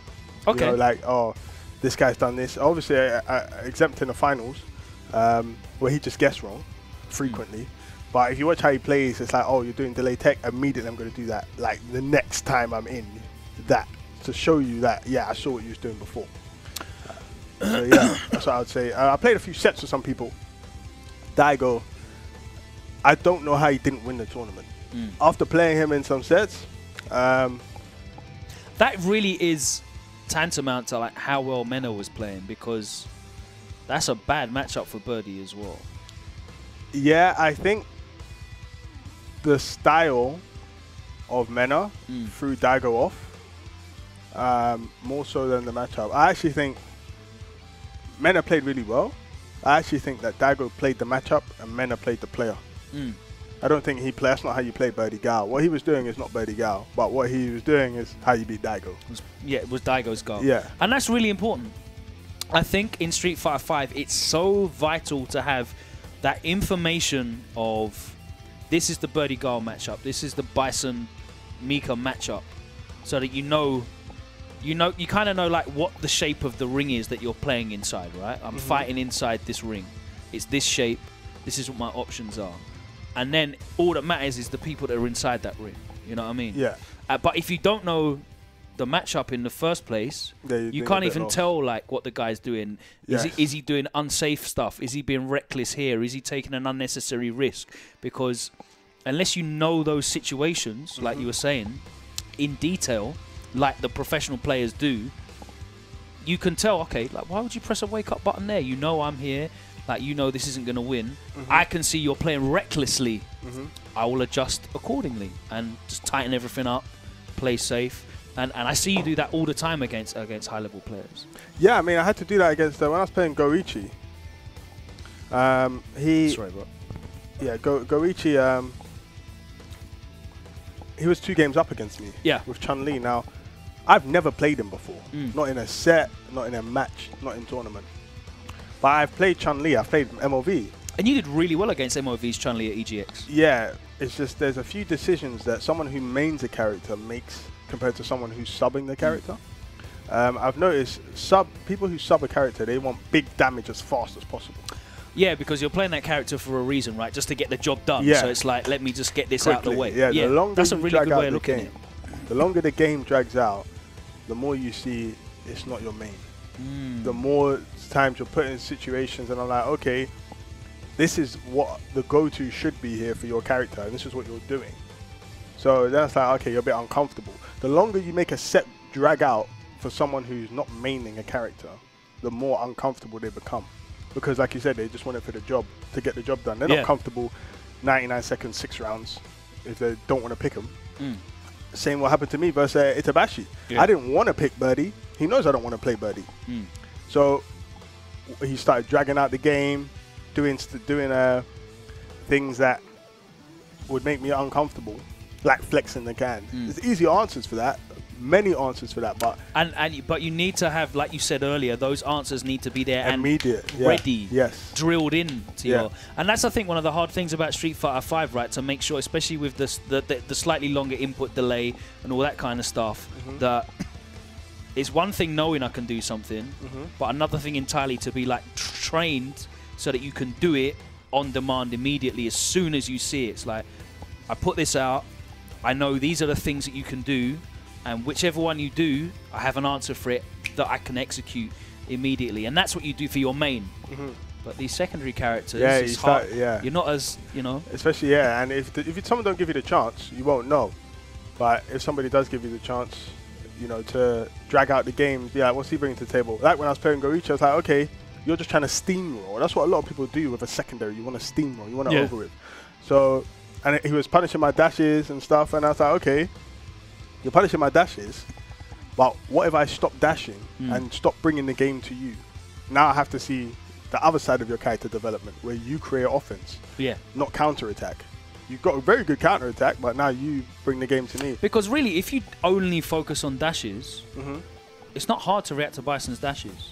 No. But when you have to react to a number of other things, jump in, that's when a 22-frame dash becomes an issue. Yep. You know, anyone can really see a 22-frame dash and press a button before you get your 3-frame out, or 4-frame crouch short.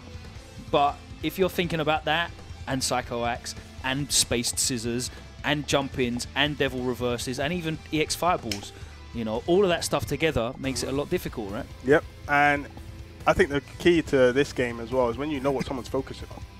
This is why grapplers are so good, because when a grappler gets close to you, everyone's focus is 95% on the command grab. Yeah. So you know, okay, this guy's waiting for command grab, I'm going to get a free combo. With the other characters, it's a bit harder. Like with Dalsim in neutral, Bison in neutral, there's normals, there's projectiles, there's walk speed, jumps. In neutral, there's more stuff that, you know, to cycle through, if you like. So it's harder to see what someone's focusing on. So when you can see, oh, this guy's waiting for my dash, you know, or this guy's waiting to whiff punish down forward fierce. One thing that's really good about Bison is it's very, I wouldn't say it's easy for me now, because I've been playing them for a long time. It's easy to see what mind someone's in. Oh, you're in focus on down forward fierce mind, or you're in wait for the dash, or you're not going to let me jump. So when you see those, you know what the counter is. You're waiting for the dash, I'm just going to down forward fierce, because you can't react. And if you do press a button on that, you might lose half your health. And we've discussed that as well, about your move from, you know, Alex to Birdie, and then Birdie to Bison. In the way that you're playing with Bison is very risk averse initially, wherein you can do a series of moves, one after the other, and there's not really that much risk to you, especially not when it's like round one fight and no one's got any resources. There's hardly any risk to you just doing Psycho Axe, then light kick blast. And let me just see what happens. Yeah. What happens here? Does the light kick counter hit? Okay, that means that you did this. Does the blast counter hit? Okay, cool. That does none of you blocking all of it? Okay, cool. Like, and then you can do, and I see you do it as well. You vary up your strings there, and start maybe introducing maybe some gaps, or maybe, you know, just changing it up a little bit, and you can start to identify how people are playing and how people are trying to react to your stuff. And that's very important to do. And the fact that you're not relying on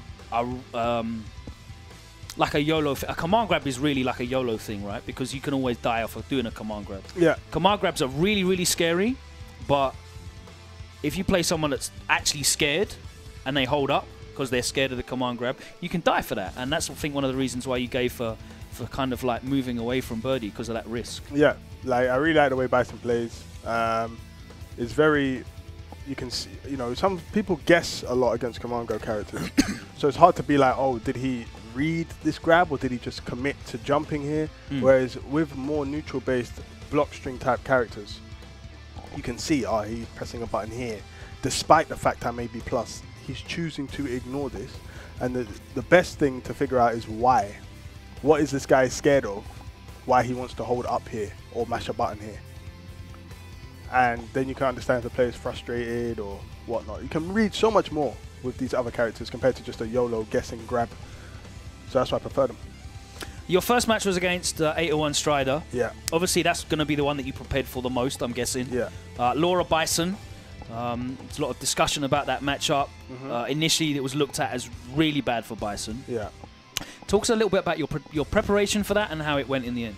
I played all the numerous Lauras that we have in Europe. And we got a lot of them. Yep. I played Leo, Afi, Shakz, Mr. Crimsons. and there was another one. 2-pack. I think I've even missed another one. Played a bit of Shiverikin as well. Yep. So that's 6 different Lauras. Wanted to see where I struggle in that matchup, where it's supposed to be hard. So I've got universal Lauras to see where am I losing. If I do lose a round or lose a game, how? And I started to realize it's just when she gets in. The neutral, I would be winning. So then I was like, okay, well, what someone does when they get close to you, if they've played you a few times, then the decisions become influenced. But I've never played Strider before, so that's not going to be part of the meta game that happens here. I'm going to have to go in fresh. If he gets me, it's going to be a 100% guess because I've never played him before. Some of these other Lauras I've played, I know this guy might like to command grab a bit more, you know, block string a bit more. Like Leo likes to block string a lot, whereas Shakz will go for the command grabs quite frequently. So without knowing that data, I prepared a game plan that's just, okay, as long as I keep this in neutral for as long as possible, I can control what happens here. And if I stay out of the unknown, if you will, I should win. It was a very interesting situation as well because we had like those 3 events that, well, the 2 that you were involved with, events that happened like literally the week before Capcom Cup. And you went to WSO Sessions in Paris. Yep. And you played against Mr. Crimson, who literally command grabbed you to death. Now, as a Laura player watching that, there's not a lot you can kind of take away from that. Yeah, you can't. Because you could play exactly the same way and throw it all on the line just get completely worked for it. Like, so I jumped his first command grab. Who's Strider's. Yeah. He had done a string and it was command grab for stun, and I jumped it and won was that it round. an obvious command grab? No, he was doing a lot of strings, so there was no reason for me to jump there. But I was like, I'm going to jump here anyway in case you do command grab because I wanted to jump your first command grab so you know it's on the cards. I know you just watched the tournament of me being command grabbed multiple times, so I'm going to jump here to show you it's not going to be that. Then he done stand throw immediately the next game and uppercutted my jump because I jumped again. So I'm like, okay, you're intelligent. So we're playing. I had to establish, am I playing a YOLO Laura who doesn't care? Am I playing someone who's looking at what I'm doing? And once again, at that level, as expected, he was looking at what I was doing. So now I know how to play. So it's like, okay, I can do this decision here. You're going to keep that data. I'm going to stay ahead of your data and switch it back to this, you know, and we're playing that game. Then it's like playing poker, basically. It's like, you know. Yeah, bluffing. You know, there was a few times where I'd sit there and just block. He'd do ES clap, but he wouldn't keep doing it. He would do medium, he's trying to hit confirm. So I'm like, this guy's really smart because he's not just burning the meter on ES clap. So now I know what kind of level player I'm dealing with here. I can get into the zone. Whereas when I'm playing, like, Crimson grabbed me 40 times. That's not any disrespect to him as level as a player. It's just that he's played me numerous times and he knows I'm more of the blocking type. And he's lost nearly every time he's tried to not play like that. So he threw that out there. So I'm like, okay, that's fine, but Strider, Capcom Cup, there's stakes as well. With Commander characters, the stakes of the tournament's very important. You can scoop me all day in Battle Lounge online, but when you go to a tournament that you fought so hard to get into, and the guy you're playing also fought so hard, that's also a part of it. It's not just how hard. And even if you're in winners and losers, I know we had this discussion as well. Like the kind of risks that people take in winners bracket are very different. If you lose this set, you're going home. Yep. And who you're playing. Because we played first out of the quadrant to discover it was either me or Strider will play either Phenom or Itabashi. Now, because we didn't know who we'd be playing against, I think that influenced it as well. Because I know if I saw Itasan go to losers first, I'm mad on winning this match now. Like, I'm like, no, Itasan was my hardest match. Anyone who knows me would know that. So if I saw him go to losers, I'm bang on winning this now because he's gone. I don't want to go there. I don't want to go there. But as the command grab character, do you want to scoop yourself into losers where you might be playing Zangief? Who you're playing next is part of it as well. If you're comfortable with your next match, your decisions are affected in your current match. Well, let's talk about that match because I've had a couple of people ask in the chat as well because I can see your questions and I'm trying to sort of write them down as when I see them in my notes here, so we go back to them. A lot of people are asking, like, with regards to you and Itazan, you have like a series now of matches. You've played a few times. Like, why is it so difficult for you to beat Itazan? It's difficult for Bison to beat Zangief. I mean, I played Birdie, but my Birdie wasn't as practiced. I've been playing Bison all year in tournaments. Well, about the majority of the year. So my birdie was always going to be rusty. Yeah. Even if I tried to shake it off before Capcom. You can't create 7 months of tournament experience in a few weeks. Definitely not. The matchup's just terrible for Bison. You can flex. Zangief can flex all the time. Yep. Even if I cancel my normals into specials, all my specials maximum hit 3. The Inferno is too slow to cancel in, so the flex hits you. So he does the... the walk forward. And the EX is a kick, he absorbs all of it. Because he's still... he's still flexed, so you just get scooped. And I have no wake up. Otherwise, it wouldn't be so bad. If I had like a DP or something, getting scooped is not the end of the world. But it is, in terms of Bison. So it's just really bad. His stand roundhouse hits my pokes, crash counter, air grab. He can lariat, devil's reverse, flex it, everything. It's just designed to beat Bison, I feel. So that's why I keep losing to Itsen. So what work did you do leading into that? Because obviously you would have gone in confident and would have definitely planned for beating 801 Strider. Yeah. You're probably looking at... I know you're mad comfortable playing Phenom anyway, so you might have put a bit of work into that, but I know a lot of work would have gone into Itazan as well. Yeah. How did you try and train for that? I just played Infectious a lot. Infectious Zangief, grateful that he dusted off the Geef for me to play, and it was not rusty. I was playing him lots of birdies, Zangief, and I was losing most of those games, to be fair. So as much as I was prepped, it's not like I wasn't supremely confident. It's not like I wasn't even beating his Zangief, who's rusty-ish. So it was always identified as a problem for you. That's why you see me coming here today playing Abigail, because that is the next step now. It will be Abigail for Zangief until I get Blanca. When I get Blanca, I'm playing Blanca. 100%. That'll be the secondary. I know you were looking at this season 2, but season 3, are you straight up counter pick tools for a job? No, just for Zangief. Just for Geef. I'll play Bison Mika, Bison Laura. It's fine. I can play those matches. But Zangief is just too difficult, I feel, for me and the way I like to play. There might be some other Bison out there who plays in a way that just beats Zangief. And that's true. Yeah, but the way how I like to play is uncomfortable to play against Zangief. So I will be playing Blanca. And I do want to play Blanca anyway. It's a charge character, you know. So Blanca and Bison, I'll be playing. I'm going to main Bison, as I have been. But Blanca will come out just for Zangief. Okay. Only Zangief.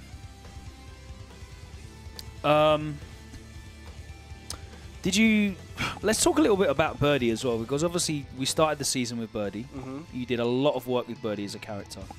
Like, watching from the crowd, seeing Mena play with Birdie, like, what were your impressions on his performance and how he was using the character?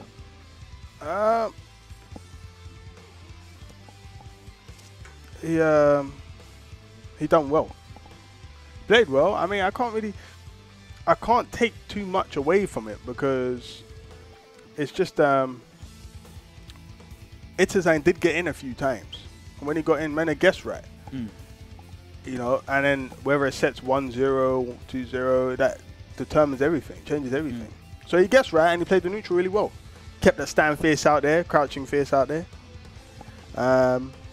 Yeah, I'm happy. I think he played like a Birdie main. Yes. You know, that's basically all I can say. He played really well. He played. If I was maining Birdie, carried on maining Birdie. Because remember, I beat Itazan in the team tournament in France at the start of the year when I was fresh with Birdie. I was maining Birdie. So if I was carrying it on, I perhaps could have beaten him. But Mena played like someone who's never dropped the character. And I'm glad. And Mena's always professed that like Birdie's top tier, which I can't agree with. No, he's distinctly middle of the cast for me. He's not top tier. Even with the enormous damage output he puts out. He's a very interesting character, and watching him play, you could see that, like you said, Mena is the definition of a Birdie main, in that he was exploiting everything he could, which is what you need to do for those characters that are kind of that mid-level. I think Bison's at that kind of level as well, where you have to exploit the 2 or 3 things that are maybe cheap with that character to cover Bison up. Cheap? He ain't got anything No, cheap. that's what I'm saying. Bison's a mid-level character, but he's got some stuff that's cheap. What's cheap about Bison? EX scissors, knocking down, hard knockdown into guess this. Throw loop is cheap. The activation into am I going to dash through, and you kind of have to guess. Although some people were reacting to that really well. 3-bar V. Yeah, I'm not saying that like Bison's super good. I'm saying there's things that are good about the character. Yeah, Otherwise, of course, he's not bottom tier. No. Obviously, to be that level, that mid-level, he's got to have some good things. Yeah. And you have to exploit those. Yeah. To get anywhere with that character. And you could see that Mena was he's exploiting using Bullhorn, for example. That's the most obvious thing to point out. But like, I think that's a game. Flaw. I don't think they wanted the move to do that. Yeah. So, you know, and he's found that somehow. What I liked what he was doing is when he does the normal dolphin dive, you jump back, you get super. Yeah. That's cheap. Because especially when the can's out. What are you supposed to do? You have to take the dolphin dive. You can't jump over because the can hits you. Yeah. You have to really time your jump back. But once again, in the heat of the moment, you're not going to do that. Can you backdash? You can backdash, surely. The light one. Obviously, if he does EX, it'll track you and you're got. But like, in that situation, I know it's hard. Yeah, you got to delay. But the thing is, you need to be aware of that. Like, if you've been, like, obviously he famously caught Tokido with that, right? And I know you've got Daikoku, and is it Trashbox? Yeah, he's top of the and Crusher as well. Thing. Like Crusher's like kind of there, but like those are the and XYZZYs in Korea, but they're like the big birdies. Obviously, you get to play them online or what have you, and I don't know if he gets to play them very often. But he kind of looked like Tokido when he was playing Mena.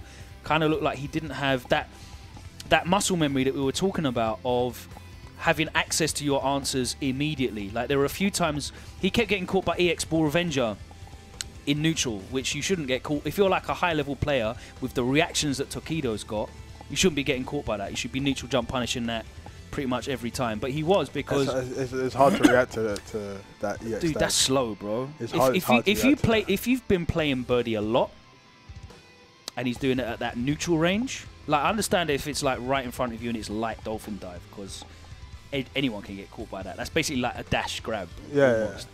But the EX one, at that range, he's only going to do 2 or 3 things that yellow flash is going to be. Tokido kept jumping, kept getting hit. I felt like the way that Tokido was playing was he was trying to force the issue, kind of like how you were saying. You wanted to go in on Nemo so that he didn't have an opportunity to kind of run his stuff on you and you played counteractively. I kind of felt like Tokido wanted to be proactive as well, because he maybe didn't have a solid game plan to deal with Birdie. It looked like he wasn't ready for the counter hit where he was going for the crouching medium punch and he was getting the counter hit on wake up, the pushback with the bullhorn and punishing it. Yeah, I feel like he didn't. I thought Mena was like super ready, and Tokido kind of looked like a good player that just didn't have the matchup experience there to go, like match fitness, you know? Yeah, I mean, Mena played really well. I feel like Tokido didn't address the kind of player he's playing. You know, like Mena continuously did bullhorn. Just kept doing it through strings on wake up, and Tokido is doing these strings that lose to bullhorn. Stop doing it. Yeah. Just period. If I was Tokido, I'd keep doing crush counter crouch fierce on your wake up, and that's all I'm going to do for the entire game. And if you block it, you block it. I'm plus anyway, and we're just going to play this rest of this neutral. On wake up, you will not hit me with a bullhorn. In my string, I'll do light weight every time. You're showing me to respect the bullhorn, so I'm going to respect it. You know, it's not worth not respecting it. He got bullhorn, activate, medium, thing, super. It's like 60% into a setup. Yes. Like, respect the move. Yeah. I'll just keep doing it. I'm going to make sure you can't do that on wake up. And if you want to do it, you get crush countered. Yeah. Every time. And if you block, okay, cool. But there's not enough of that. There's too much. People want to always take something. You know, oh, I hope you might not do it this time. I'm going to come in for a throw, or you get bullhorned. Just let it go. It wasn't that. He was stubborn and he lost. You know, and Mena played well. He realized he was stubborn. Whether he realized he was stubborn, whether it was Mena being stubborn himself, whatever happened, he had the recipe for it, because he was down match point. Dude, that was came all the way back. He had no health. He had like no health left. Two down, set point, and he brought it all the way back. What a crazy comeback that was.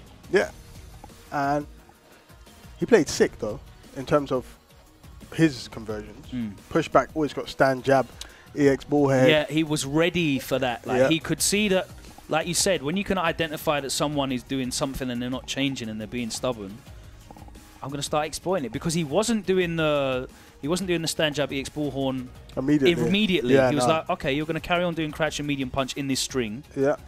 You're not going to realize that it's counter hook push back and change accordingly. All right, then, cool. Yeah. I'm ready for that. Bam, headbutt. Yeah, so he played well. Excellent stuff. Excellent stuff. I've had a lot of people in the chat as well asking me, because we have to as well. Did you, at any chance, whilst you were there, get the opportunity to play any Alex in AE? I played him very briefly. Yeah. He's better, Mm-hmm. from what I gathered. I think his second V trigger looked good. Mm. So how does that work? After he hits you with the slash, Yeah. he can now combo into a sleeper hold. Okay, and he gets Oki off that. Yeah, well, you drop down right in front of him. So he does get an okay. I don't know if it forces quick rise or whatnot. Could test it properly, but he does get a situation. He can do meaty forward fierce.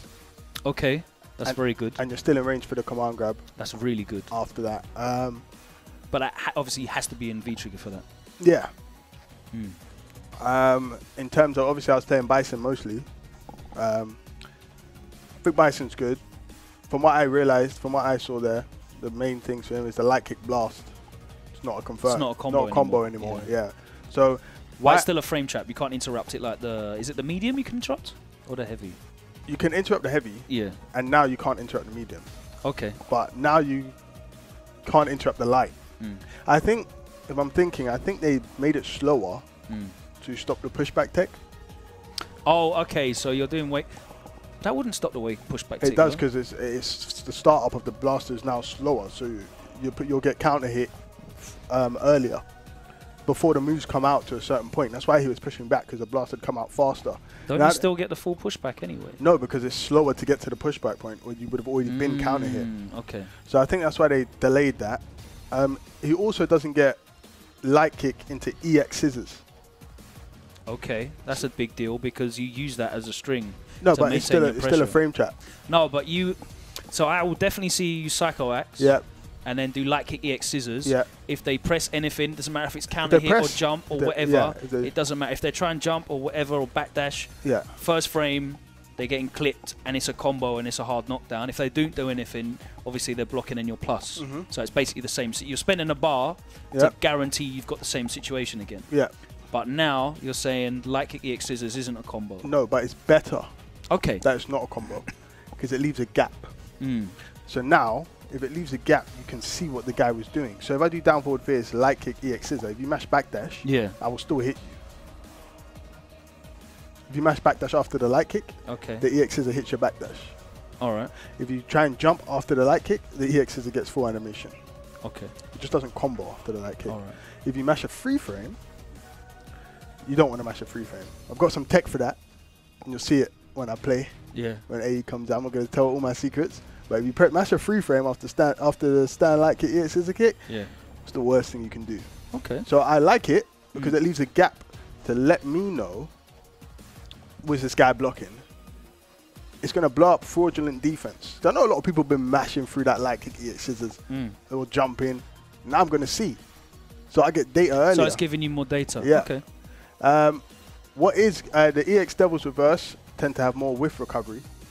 Okay. That's what I figured. Yeah. So because it does recover. Yeah, it recovers really fast. Yeah. So they've changed that. However, his V Trigger 2 is ridiculous. So talk us through a little bit about that, because I know you've had like some hands-on time with that V Trigger 2. Like, how does it work, and what are you seeing creatively as a Bison main with that V Trigger 2? It's basically a damage extender. Okay. Right. In fact, every combo he does, he now can get Scissor Kick on Psycho Crush on top of it. So if he gets Crush Counter down forward fierce, stand heavy punch, heavy flame, blast, you can now Psycho Crusher after that combo. Okay, so you're tagging more on. Yeah, tagging more on. Jump medium. You have to be in already though. You can't activate and do that. No, right? yeah, you cannot cancel his V Trigger 2 from special moves. Only from normals. Okay. So you can't do like, you know how now you can do heavy Scissor Kick, activate, medium. You can't do that. In V Trigger 2. Yeah, with V Trigger 2, you can only activate it from normals. That's interesting, because I just assumed in Season 1, a move was either V Trigger cancelable or it wasn't. Yeah, but now you can only V-trigger activate from normal. Did you check to see whether you can still do it from specials in V-trigger 1 though, right? Yes, V-trigger 1's the same. Yeah, it's really interesting. Yeah. That they've done that. Okay. So also with the V-trigger 2, yeah, he gets a damage buff basically on every combo. When you're in the V-trigger 2, he gets 2 Psycho Crushes or 3 command grabs. 3. Yeah. Okay. The command grab. Does it feel like fast or like average? Yeah, the command grab is fast. It's like a Laura command grab. Okay, so like maybe like an Akali. Maybe yeah. Between 6 and 8 or 9. I think it's faster than Akali's. Yeah. Okay. Yeah, you can't react to it. Akali's is 8, right? Yeah, so it's probably like 7 or 6 maybe. Yeah, you can't react to it. Which is good, really. You want it to be you don't want it to be too fast because you get situations where you've got the 2-frame invincibility of grab and wake up. But you don't want it to be too slow where there's like a gap and you can auto time sort of OS jump outs and blocks and stuff and what have you. So yeah, his V-trigger goes down really slow. Okay. I think it lasts for about 50 seconds. Goes down really slow. As a 2-bar as well. That's 2-bar V-trigger goes down really slow. Why that's good is because basically when you activate it for the entire time, everything's buffed now. You know, you can also, when you put the bomb in someone, you can cancel it. You can make any minus special safe. So that's probably why they didn't let you activate like that. So if you put the bomb in someone, I can do heavy inferno, cancel it into bomb. Yeah. If you try to press anything, you'll probably get launched. Or I'll just make it safe anyway. So that's you do the command grab. Yeah. They basically turn purple when they get up because it's a knockdown. And then at any point you can activate that bomb when you do a move, even if it's a special. Yes. Okay. And then what are you plus if they block? How do you stop getting hit by the bomb? Like, do you have to block? You can block the bomb. Okay. But then when someone's blocking, that's what you want. That's what Bison always wants. Yeah. So it basically gives you an extra turn. Yeah. And you love turns. Yes. Gives you an extra turn, and you can also punish V-reversals with it. Okay. So I could do like stand roundhouse, bomb. So you can see the V-reversal, bomb, and get full combo. Yeah, because you can't. Can you still not V-reversal stand roundhouse? No, you can't V-reversal stand roundhouse. No, still. So basically, you have to hit confirm into it. Yeah. Or you can activate it and just have access to damage buff, meterless. Yeah. Which is good because it allows you to keep your meter. Yeah. So you've got wake up options in V-trigger. You've got super, which is Bison Super's great as well. Yeah. Where do you see yourself using that V-trigger? Because obviously, the burst damage you get from V-trigger 1 is crazy, and you win. We saw you win so many rounds off that massive damage that you can get out hold of, and looping into situations where it's at your advantage. Yeah. Where do you see yourself using this V-trigger? V-trigger 2 is. Because you're tagging on damage, but I can't imagine it's as much as you would get from V-trigger 1. It's not, but he has a command grab. So now people can't just sit. Yeah. So after down forward fierce, you can command grab, or the guy starts moving, and then you can tag him. So I actually like it. I think it's as good. It's as good. The thing with V-trigger 1 is that to entice you to use it, they took away the things that he had outside of V-trigger, like light kick blast. That's now back when he's in V-trigger. Okay. Yeah, so he gets light kick blast, EX scissor kick combo still. And you do light punch blast? Yeah. Sorry, what combo do you do? Short jab blast? Yeah, you can still do that in V-trigger. Yeah, cool. But outside of V-trigger, you can't really do that. Not light kick blast anyway. But the dash light blast, you can still do. So it's like, it makes it now that's available now. But I like the V-trigger too because it's more of a meter conservative V-trigger. Okay. Because I don't need to, with V-trigger 1, I have to play the entire round. I'm not really using EX bar to have it for the V-trigger. Yes. But now I can be liberal with my EX bars. Freely spend it. Yeah. I'll tweak around now. I'll see what happens. Yeah, I mean, you've not had long with it as well. It's out January the 16th, so we've got Christmas holidays and that. We can come back. And Psycho Crusher's projectile invincible. Yeah? So it goes straight through Aegis Reflector. That was the first thing I tested. Yeah, because obviously, I know you're a massive fan of Wake Up Aegis. Yeah, it goes straight through Aegis Reflector. Okay. And you can cancel it into super. So if someone does a fireball, full screen, it goes straight through Gal's V-skill boom. Yeah. So I could get, basically, with V-trigger 2, if I have full bar. How far does it go? Full screen. Is it fast? It's fast, yeah. I'll punish the fireball. Yeah. I'll punish Gal's Sonic Boom from full screen. Just one button as well? Yeah, well, 2 buttons. How do you do it? It's V trigger. Oh, you just press the V trigger again? Yeah, it's basically one button, and you got that mapped. I'm sure you got that mapped. No, I actually haven't. Oh, you haven't? That's one on this button I use, yeah. So I can just go straight through any fireball into super. Wow. Full screen. That's good to have access to that. Yeah. So I think Bison in the next version is going to be more than viable. The nerf to throw loops really helps me. Even though I lost my throw loop, but I'm a neutral-based player. Do you still get back throw into Psycho X? Yeah, he still gets that, yeah. Okay. Yeah. You probably still get forward throw into Psycho X as well, I don't imagine. Yeah, you do, yeah, you get that as well. Is it the same situation where you dash up in your -1? Yes. After forward yeah. throw? That's basically across the board, isn't it, pretty much? Yeah. But after forward throw, one setup I will tell people, I found something after forward throw where depending if I whiff a particular button, I can make Psycho Crusher cross up in the corner or stay in front. Okay. And you won't know the difference. Yeah. Can you hit confirm that into super? Super, you can. Whether it crosses up or not, you can cancel it into super. No, but can you hit confirm it? Yeah, you can hit confirm it. Yeah, you have about 10 frames to cancel it. Oh, wow. So, yeah. And his crouching light punch anti-air is still here to play. Is it? Yes. He needs that, though, man. He needs that. Just give him a better crouch fierce. Like an 8-frame crouch fierce. What? Give him an 8-frame crouch fierce anti-air with that. That's enough. You can't, as long as you cancel it into EX Headstomp as a combo, then yeah, it's fine. Get out of here, man. Thank you very much for talking to me. I appreciate your time. Always got interesting stuff to say now that you're I'm glad that you're winning as well, so you're not here to steal our analyst jobs. You did such a good job at Gfinity Elite Series. Like, you came down and then you won the tournament the next day. You were like, yes! My job's safe. But yeah, man, thank you very much. Have a wonderful Christmas. This is going to be our last stream for the year. Yeah, well, thanks for having me throughout the entire year. Yeah, man. Thanks to everyone tuning in. Unfortunately, we didn't get the win this year, but I'll be trying next year. You're improving every year on year. First European man in the top 8 at the Capcom Cup since 2014, so 3 long years. And you managed to get there. I know you're going to be looking to build on that. But there was some great players who went 0-2.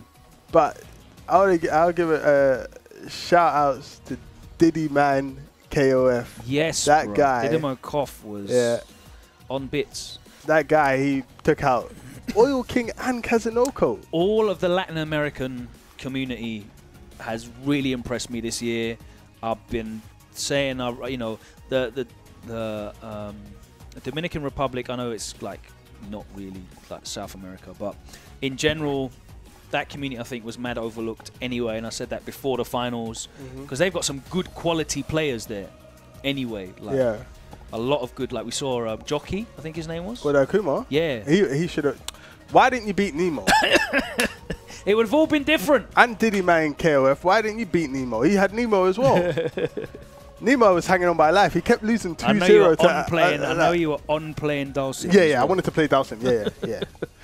But yeah, I think Latin America should get a premiere next year. What do you reckon?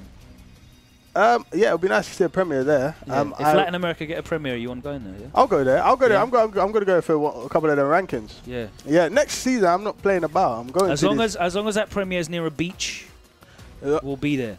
As long as the premiere is near the end of the season. Yeah. So it gives people time to plan for it. Latin America is somewhere you need to plan to go, not just like, first tour 2 weeks after the announcement. Oh, what? Flights to Atlanta, final round? Yeah. Let me just book that. 455 bills, sick. Yeah.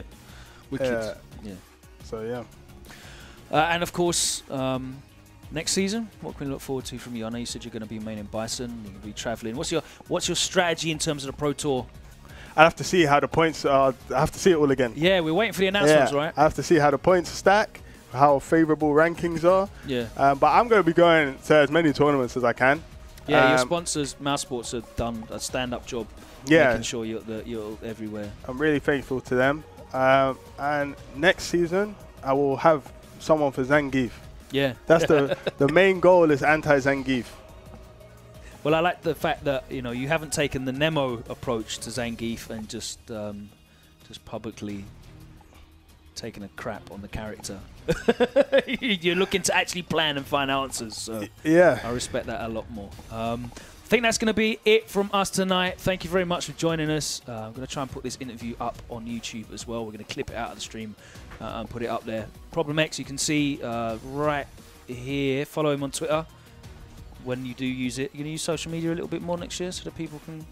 I'm getting a bit more used to the Twitter. Get on there and that. Twitter fingers and all that stuff. Where's the Problem X streams? I don't. They'll be there next year. They're coming back, yeah? I stopped them in my build-up to Capcom Cup. Yeah. Yeah, but throughout the season I'll be there. Be streaming a bit more. Of course, WinnerStaysOn is going to be streaming. We're going to be back for events as well. After AE drops next year, we will be back for WinnerStaysOn Open. And you'll be able to catch us next in the new year, January the 9th, for an Arcade Edition special. And yes, we will be playing Sakura there. Myself, Logan Sama. Thank you very much to Matt the Street Writer Edwards and all the people at Capcom UK for allowing us to bring you all these great shows that we do here. Thanks to the Unequaled Media team for the amazing stream solutions each and every week. And thanks to all the players that have joined us on the show throughout 2017. Really looking forward to a great 2018. We'll be back with more Street Fighter 5. Take care. See you later.